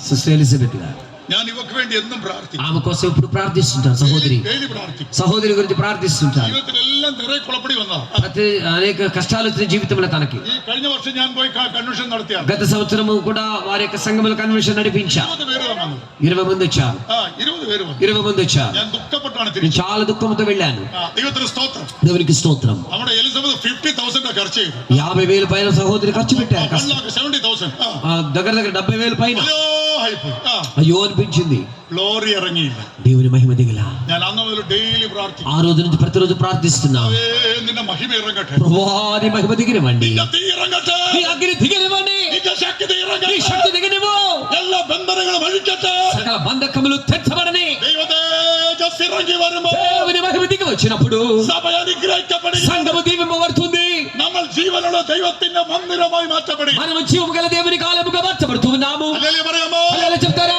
ഹല്ലേലൂയ హల్లెలూయా മഹിമയോട് ഹല്ലേലൂയ പറഞ്ഞു మహిమతో హల్లెలూయా చెప్తాం മഹിമയില്ലാതെ അഭിഷേകം ഹല്ലേലൂയ പറയും మహిమ లేని హల్లెలూయా చెప్పొద్దు അതുകൊണ്ട് നമ്മുടെ വേലക്കാരുടെ ഹല്ലേലൂയ കേട്ട് കഴിഞ്ഞാൽ കരയുണ്ട് సేవకుల హల్లెలూయా వింటే ఏడుపు వస్తుంది കരച്ചിൽ ఏడుపు ഒരു അഭിഷേകത്തോട് ഒരു ഹല്ലേലൂയ പറഞ്ഞോട്ടെ అభిషేకంతో హల్లెలూయా చెప్పాలి ഹല്ലേലൂയ హల్లెలూయా ദേശം നടുക്കണം దేశము వణకాలి ദൈവത്തിന്റെ മഹത്വം ഉണ്ടാകും దేవునికి మహిమ కలుగును గాక പ്രിയ ദൈവത്തിന്റെ ജനമേ ప్రియ దైవ జనాంగమా എനിക്ക് പ്രസംഗിക്കാൻ ധാരാളമുണ്ട് చెప్పడానికి చాలా ఉంది ప్రసంగం ദൈവത്തിന് സ്തോത്രം దేవునికి స్తోత్రం പ്രിയ ദൈവത്തിന്റെ ജനമേ ప్రియ దైవ జనాంగమా നമ്മുടെ മധ്യ ദൈവ തേജസ് പരിശുദ്ധാത്മാവ് മുഖാന്തരം ഇറങ്ങിയ ശേഷം మన మధ్యలో దేవుని యొక్క తేజస్సు పరిశుద్ధాత్మతో దిగి వచ్చినప్పుడు നമ്മൾ വളർന്നില്ലെങ്കിൽ మనం ఎదగకపోతే നമ്മൾ എവിടെയോ തെറ്റിപ്പോയിരിക്കും നമ്മൾ മനസ്സിലാക്കണം. ఎక్కడో తప్పిపోయినట్లుగా అర్థం చేసుకోవాలి ദൈവ തേജസ് നമ്മൾ പ്രാപിച്ച ശേഷം దేవుని యొక్క మహిమను పొందుకున్న తర్వాత ദൈവ మഹിമ ഇറങ്ങിയ ശേഷം దేవుని మహిమ దిగిన తర్వాత നമ്മൾ വളർന്നില്ലെങ്കിൽ మనం ఎదగలేదంటే എവിടെയോ നമ്മൾ തെറ്റിപ്പോയി ఎక్కడో తప్పిపోయాము ഇസ്രായേലിനെ പറ്റി പഠിച്ച ఇజ్రాయెల్ గురించి చదివితే ശലോമോന്റെ ആലയത്തിൽ ദൈവതേജസ് ഇറങ്ങി సొలొమోను ఆలయంలో దేవుని యొక్క మహిమ దిగి వచ్చింది അതിനുശേഷം ఆ తరువాత ആ രാജ്യം രണ്ടായി ഭാഗിക്കപ്പെട്ടു ఆ రాజ్యము రెండుగా విభాగింపబడింది ഒന്ന് യഹൂദരുടെ രാജ്യം ఒకటి యూదా రాజ్యము രണ്ട് ഇസ്രായേലിന്റെ രാജ്യം రెండు ఇజ్రాయెల్ రాజ్యము യഹൂദ രാജ്യം ബാബിലോണിലേക്ക് അടിമയായി പോയി యూదా రాజ్యము బబులోనులో బానిసత్వంలోనికి చెరపట్టబడి ఉన్నది ഇസ്രായേൽ രാജ്യം അശൂരിലേക്ക് കടന്നുപോയി ఇజ్రాయెల్ రాజ్యము అశ్షూరీయుల చేత చెరపట్టబడింది ദൈവത്തിന് സ്തോത്രം దేవునికి స్తోత్రం കാരണം എന്താണെന്ന് അറിയാമോ కారణం ఏంటో తెలుసా യഹൂദ എന്താണ് ചെയ്തത് యూదా ఏం చేసింది അവർ അന്യ ആരാധന ചെയ്യാൻ തുടങ്ങി వారు అన్ని ఆరాధన ప్రారంభించారు ദൈവത്തിന് സ്തോത്രം దేవునికి స్తోత్రం അന്യ ദേവന്മാരെ ആരാധിക്കാൻ అన్ని దేవతలను ఆరాధించడం ప్రారంభించారు അവർ ആലയത്തെ മലിനമാക്കി ఆలయమును మలినపరిచారు, అపవిత్రపరిచారు. നമ്മൾ എസെക്കിയേലിൽ വായിക്കുമ്പോൾ యెహెజ్కేలు చదువుతున్నప్పుడు ഇപ്പോൾ వాయిക്കേണ്ട చదవద్దు. എസെക്കിയേൽ 8-ാം അധ്യായത്തിന്റെ యెహెజ్కేలు గ్రంథం 8వ అధ్యాయము 3 മുതൽ 5 വരെയുള്ള വാക്യം വായിക്കുമ്പോൾ 3 నుంచి 5 మనం చదివినట్లయితే തീക്ഷ്ണ ബിംബത്തിന്റെ ഇരിപ്പിടം ദൈവത്തിന്റെ ആലയത്തിൽ കണ്ടു. దేవుని యొక్క అగ్ని యొక్క తీక్ష్ణత దేవుని కాలంలో కనపరచబడి ఉన్నది. ദൈവത്തിന് സ്തോത്രം. దేవునికి స్తోత్రం. ദൈവ മഹത്വം ഇരിക്കുന്നിടത്ത് దేవుని మహిమ ఉండవలసిన చోట വിശുദ്ധ മന്ദിരത്തിൽ పరిశుద్ధ స్థలములో തീക്ഷ്ണ ബിംബത്തിന്റെ ഇരിപ്പിടം. అక్కడ వేరొక కార్యం అక్కడ కనబడి ఉన్నది. തീക്ഷ്ണ ബിംബം. తీక్ష్ణ బింబము కనబడి ఉన్నది. 8-ാം അധ്യായത്തിന്റെ 6-ാം വാക്യം. 8వ అధ్యాయము 6వ వాక్యములు మనం చూస్తూ ఉన్నప్పుడు അതുകൊണ്ട് ദൈവം വിശുദ്ധ മന്ദിരം വിട്ടു പോവുകയാണ്. అందుకే దేవుడు ఆ హేయ కృత్యముల వలన మందిరాన్ని విడిచి వెళ్ళిపోయాడు. 8-ാം అధ్యాയത്തിന്റെ 8వ అధ్యాయము 8 മുതൽ 12 വരെ വായിക്കുമ്പോൾ 8 నుంచి 12 వరకు చదివినట్లయితే ഈ കാര്യങ്ങളെല്ലാം നമ്മൾ കാണുന്നുണ്ട്. ఈ కార్యాలన్నీ చూస్తూ ఉన్నాం. 8-ാം അധ്യായം 14-ാം വാക്യം വായിക്കുമ്പോൾ 8వ అధ్యాయం 14లో സ്ത്രീകൾ തമ്മൂസിനെ പറ്റി കരഞ്ഞുകൊണ്ടിരിക്കുന്നു. స్త్రీలు తమ్మూదు దేవతను గురించి ఏడుస్తూ ఉన్నారు. ദൈവത്തിന് വേണ്ടി ചിന്തിക്കേണ്ട സ്ത്രീകൾ, దేవుని గురించి ఆలోచించవలసిన స్త్రీలు അവർ തമ്മൂസിന് വേണ്ടി കരഞ്ഞുകൊണ്ടിരിക്കുക. వారు తమ్మూదు దేవతను గురించి ఏడుస్తూ ఉన్నారు. 8-ന്റെ 16-ൽ വായിക്കുമ്പോൾ 8:16లో ഇസ്രായേലിലെ 70 മൂപ്പന്മാർ, ఇజ్రాయేలు యొక్క 70 మంది పెద్దలు അവര് ദൈവാലയത്തിലേക്ക് അവരുടെ മുതുക് തിരിച്ച് സൂര്യ നമസ്കാരം ചെയ്യുകയാണ്. దేవుని ఆలయంలో వారు వెనుక తట్టు వీపులు పెట్టి సూర్య నమస్కారం చేస్తూ ఉన్నారు. അവരുടെ മുതുക് ദൈവാലയത്തിലേക്ക് തിരിച്ച് వారి యొక్క వీపును దైవాలయం వైపునకు ఉంచి അവര് സൂര്യനെ നോക്കി നമസ്കരിക്കുകയാണ്. వారు సూర్య నమస్కారం చేస్తూ ఉన్నారు. ദൈവത്തിന് സ്തോത്രം. దేవునికి స్తోత్రం. ദൈവം ഇസ്രായേലിനെ യഹൂദയെ വിട്ടുകളഞ്ഞു. అందుకే దేవుడు ఇశ్రాయేలును యెహూదలను విడిచిపెట్టేశాడు. ദൈവത്തിന് സ്തോത്രം. దేవునికి స్తోత్రం. ഞാൻ നിങ്ങളോട് പറഞ്ഞല്ലോ, నేను మీకు చెప్పా కదా, മഹാപരിശുദ്ധ സ്ഥലത്ത് అతి పరిశుద్ధ స్థలములో 2 കെരൂബുകളുടെ മധ്യത്തിൽ 2 కెరూబుల మధ్యలో നിയമപെട്ടകത്തിന്മേൽ నిబంధన మందసముపై 2 തേജസ്സുകളുടെ മധ്യേ 2 మహిమల మధ్యలో ദൈവ തേജസ് ഇറങ്ങുമായിരുന്നു. దేవుని మహిమ దిగి వచ్చి ఉన్నది. ദൈവത്തിന് സ്തോത്രം. దేవునికి స్తోత్రం. എന്നാൽ ഈ പാപങ്ങൾ കണ്ടപ്പോൾ ఈ పాపాలు కనబడినప్పుడు ദൈവ തേജസ്സിന് അവിടെ ഇരിക്കാൻ വയ്യാതെ దేవుని మహిమ అక్కడ ఉండలేదు. ദൈവ തേജസ് അവിടെ നിന്ന് പുറപ്പെട്ടു പോയി. దేవుని యొక్క మహిమ అక్కడి నుంచి వెడలిపోయింది. എസെക്കിയേൽ 10-ന്റെ 4 വായിക്കുമ്പോൾ యెహెజ్కేలు 14లో ദൈവ തേജസ് അവിടെ നിന്ന് പുറപ്പെട്ട് దేవుని యొక్క మహిమ అక్కడ నుంచి విడిచి ആലയത്തിന്റെ ഉമ്മറപ്പടിയിൽ പോയിരിക്കുന്നു എന്ന് കാണാം. ఆలయం యొక్క చివర గడప దగ్గర అది దిగి నిలిచెను. വായിക്കാം, വേഗം വായിക്കാം. యెహోవా మహిమ కెరూబులపై నుండి ఆరోహణమై మందిరపు గడప దగ్గర దిగి నిలిచెను. ദൈവത്തിന് സ്തോത്രം. దేవునికి స్తోత్రం. ദൈവത്തിന്റെ മന്ദിരത്തിൽ മഹിമ പോയി దేవుని మందిరములో నుంచి మహిమ వెడలిపోయింది. ഉമ്മറപ്പടി വാതിൽക്കൽ പോയിരുന്നു. దేవుని యొక్క గడప దగ్గర దిగిపోయింది. അവിടെ పోയിരുന്ന കരയാൻ തുടങ്ങി. అక్కడ ఏడవటం ప్రారంభించింది మహిమ. ദൈവത്തിന്റെ తేజസ് കരയുകയാണ്. దేవుని మహిమ విలపిస్తుంది. అయ్యో എന്റെ ജനം, అయ్యో నా ప్రజలు, ഇങ്ങനെ എന്റെ ആലയത്തെ എനിക്ക് വിട്ടുപോകേണ്ട വന്നല്ലോ. నా ఆలయమును నేను విడిచివలసిన పరిస్థితి వచ్చింది కదా. 10-ാം അധ്യായത്തിന്റെ 8-ാം വാക്യം వాయిക്കുമ്പോൾ 10వ అధ్యాయం 8వ వాక్యం చదివినట్లయితే വീണ്ടും ആത്മാവ് മടങ്ങി വരിക. మరలా దేవుని ఆత్మ దిగి వస్తున్నాడు. എന്നാൽ ഇസ്രായേലിന്റെ പാപം നിമിത്തം అయితే ఇశ్రాయేలుల పాపముల నిమిత్తము അവർ മന്ദിരത്തെ മലിനമാക്കിയത് കൊണ്ട് మందిరమును మలినపరిచిన కారణమును బట్టి വീണ്ടും ദൈവ തേജസ്സിന് അവിടെ ഇരിക്കാൻ കഴിഞ്ഞില്ല. మరలా దేవుని మహిమ నివాసం చేయుటకు కుదరలేదు. അതുകൊണ്ട് ദൈവ തേജസ് అందుకే దేవుని యొక్క మహిమ കിഴക്കേ വാതിലിലേക്ക് മാറിപ്പോയി. తూర్పు ద్వారము వైపున కది వెడలిపోయింది. 10-ാം അധ്യായത്തിന്റെ 19-ാം వాక్యం. 10వ అధ్యాయం యొక్క 19వ వాక్యము, కెరూబులు రెక్కలు చాచి నేను చూచుచుండగా నేల నుండి పైకి లేచెను. అవి లేవగా చక్రముల వాటితో కూడా లేచెను. అవి యెహోవా మందిరము తూర్పు ద్వారమునకు వచ్చి దిగి అక్కడ నిలువుగా ఇశ్రాయేలు దేవుని మహిమ వాటికి పైగా నిలిచెను. ദൈവ തേജസ് കിഴക്കേ വാതിലിലേക്ക് പോയി. దేవుని యొక్క మహిమ తూర్పు ద్వారమునకు వెళ్ళి ఉన్నది. അവിടെ പോയിരുന്ന ദൈവ തേജസ് കരയാൻ തുടങ്ങി. అక్కడికి వెళ్ళి దేవుని మహిమ విలపిస్తూ ఉన్నది. അയ്യോ എന്റെ ജനങ്ങളെ, ജനങ്ങൾ നന്നാകുന്നില്ലല്ലോ. అయ్యో నా ప్రజలు బాగుపడటం లేదే, അവർ മാനസാന്തരപ്പെടുന്നില്ല. వారు మాన మనసు పొందడం లేదే. ദൈവ തേജസ് കരയുകയാണ്. దేవుని మహిమ విలపిస్తూ కన్నీరు కారుస్తూ ఉన్నది. പിന്നെ അവിടെ നിൽക്കാൻ കഴിയാതെയായി. అక్కడ నిలవడానికి కుదరలేదు. മന്ദിരത്തിൽ നിന്ന് തേജസ് മാറി మందిరంలో నుంచి మహిమ వెడలిపోయి ഉമ്മറപ്പടി വാതിൽ പോയി. అది మందిరము ద్వారమునకు వచ్చి അവിടുന്ന് പോയി అక్కడ నుంచి వెళ్ళి കിഴക്കേ വാതിലിൽ പോയി. తూర్పు ద్వారమునకు వెళ్ళి അവിടെ നിൽക്കാൻ വയ്യ. అక్కడ నిలవడానికి కుదరలేదు. അവിടെ നിൽക്കാൻ ഗത്യന്തരമില്ലാതെ అక్కడ గత్యంతరం లేని కారణాన్ని బట్టి ദൈവത്തിന്റെ മഹത്വം దేవునికి మహిమ కలుగును గాక. കിഴക്കുള്ള പർവ്വതത്തിലേക്ക് പോയി. తూర్పున ఉన్న పర్వతము మీదకు వెళ్ళి ఉన్నది. 11-ാം അധ്യായം 23-ാം വാക്യം. 11వ అధ్యాయము 23వ వాక్యములో మనం చూస్తున్నాం. ദൈവ തേജസ് തേജസ് മന്ദിരത്തെ വിട്ട് വനാന്തരത്തിലെ കിഴക്കുള്ള മലയിലേക്ക് പോയി. మరియు దేవుని యొక్క మహిమ పట్టణంలోని పైకెక్కి పట్టణపు తూర్పు దిశ నుండి కొండపైకి నిలిచెను. വായിക്കാം. మరియు యెహోవా మహిమ పట్టణములో నుండి పైకెక్కి పట్టణపు తూర్పు దిశ నుండి కొండకు పైగా నిలిచెను. देखो చూడండి, പ്രഭുക്ക മന്ദിർക്ക ദൈവത്തിന്റെ മന്ദിരത്തിലെ മഹിമ, దేవుని మందిరంలో ఉండవలసిన మహిమ, ദൈവ തേജസ് దేవుని యొక్క తేజస్సు അവിടുന്ന് വിട്ടുപോയി. అక్కడి నుంచి విడిచిపోయింది. കരഞ്ഞുകൊണ്ടാണ് പോകുന്നത്. అది విలాపముతో.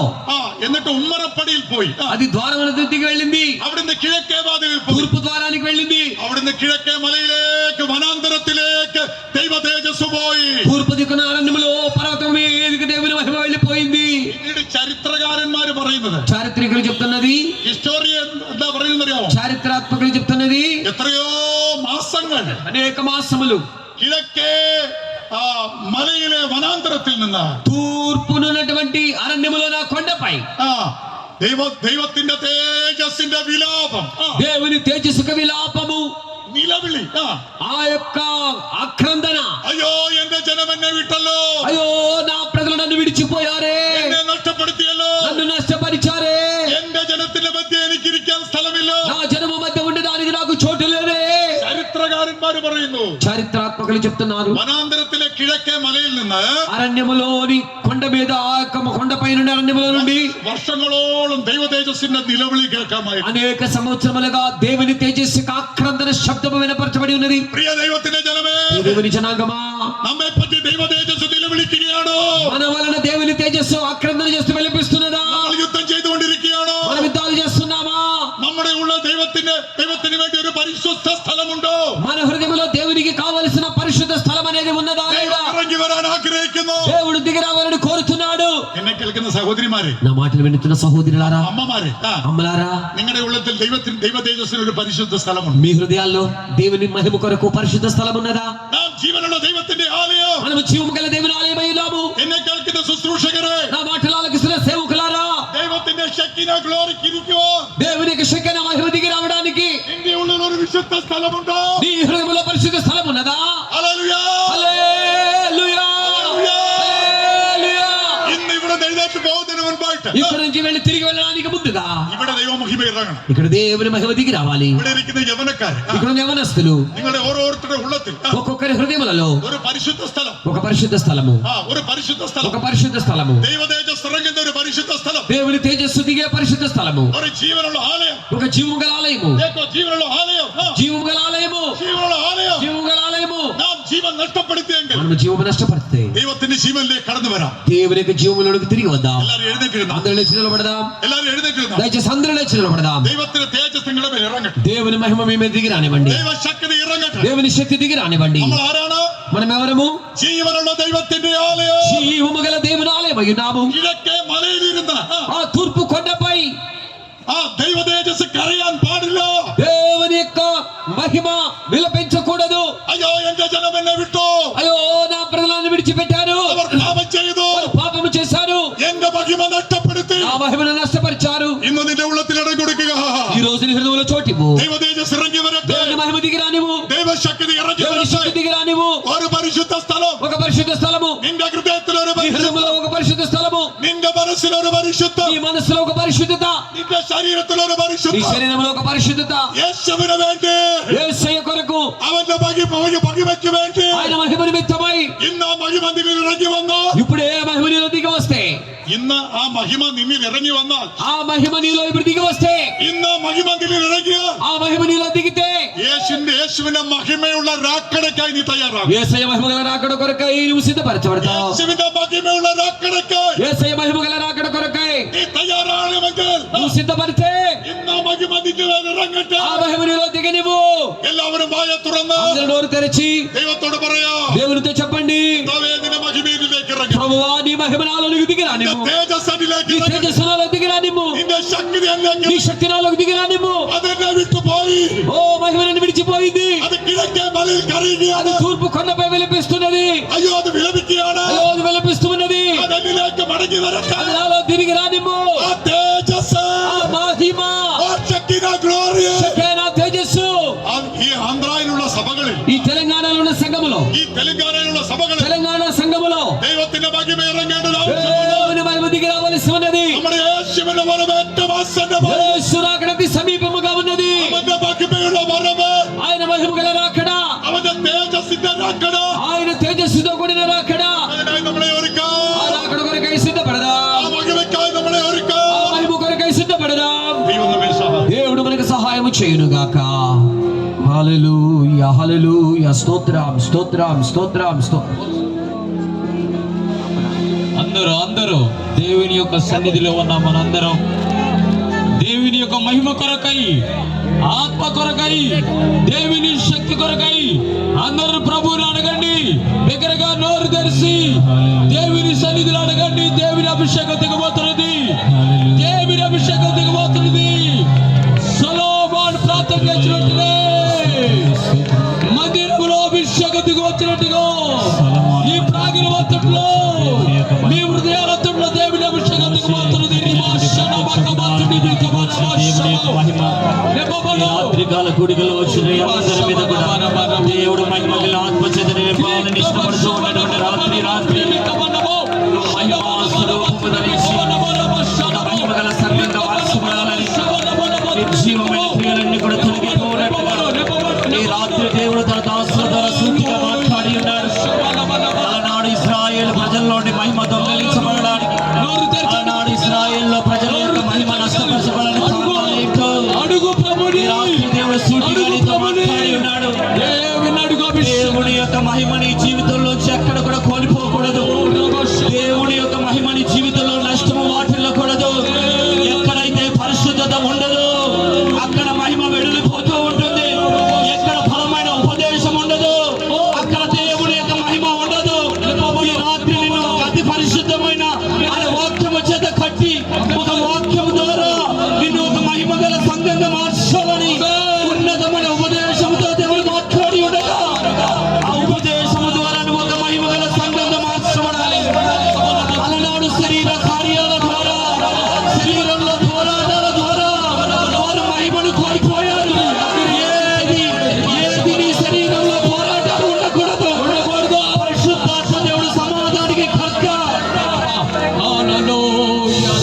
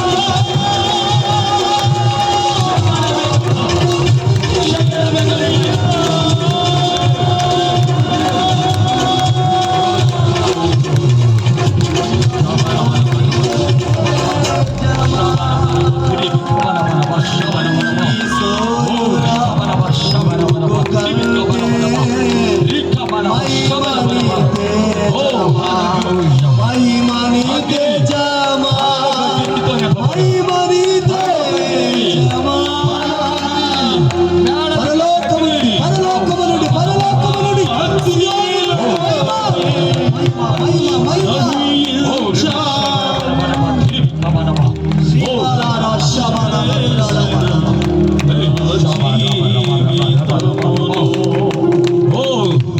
సూర్యుల వెలుగు కంటే మహిమ నీ తేజమా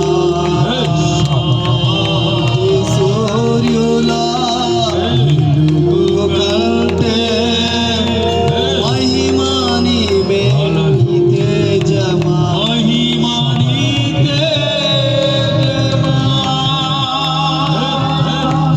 ఈ రాత్రి దేవుడు మనందరిని దర్శించిన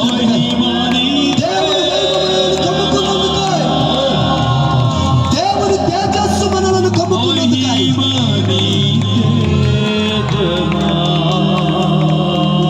ఎంతమంది పోరాటాల మధ్య వచ్చి ఉన్నారు. ఆ పోరాటాల నుంచి గొప్ప విడుదల ప్రభు ఈ రాత్రి నీకు దయచేయబోతున్నాడు. జీవాధిపతి జీవము గల దేవుడు మన మధ్యలో నివాసం చేయబోతున్నాడు. ఎన్ని పోరాటములున్నా ఆ శక్తి ముందు ఏ పోరాటం నిలవదు. ఆ మహిమ ముందు ఈ లోక శక్తి కార్యాలు పొందించబడుతున్నాయి. దేవుని అడుగు నీలో కలుగుతున్న పోరాటంలో విడుదల, నీలో కలుగుతున్న పోరాటంలో గొప్ప విడుదల ఇప్పుడే జరగబోతున్నది. అది పరలోకంలో దిగి వచ్చిన అగ్ని అభిషేకము ద్వారా ఒక పరిశుద్ధాత్మ అభిషేకమును, జీవగల అభిషేకమును, జీవగల అగ్నిని పరలోకం నుంచి దేవుడు కుమరించబోతున్నాడు.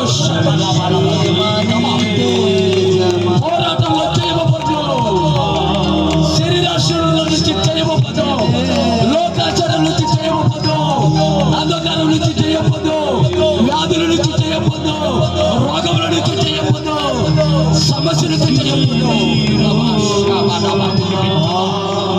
ఓ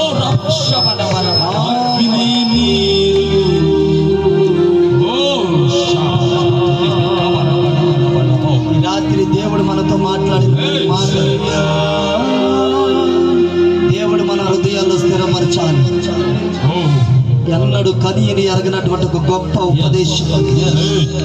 మనము దేవునికి ఒక ఆలయముగా మార్చబడాలి.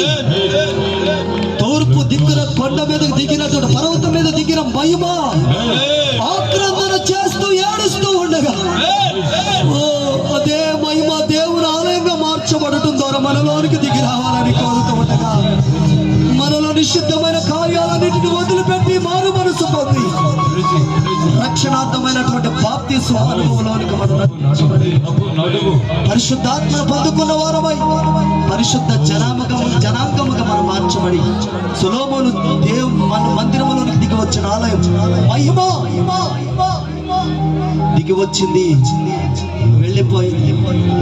నూతన నిబంధన సంఘమైన మనలో, ఆలయమైన మనలో దేవుని మహిమ దిగి రావాలని, వెళ్ళిపోకుండా నిలిచి ఉండాలని, మనలో స్థిరమై ఉండాలని, మనము యుగాల ఆయన మహిమలోకి వెళ్ళాలని, ఆయన మహిమలో ఆనందించాలని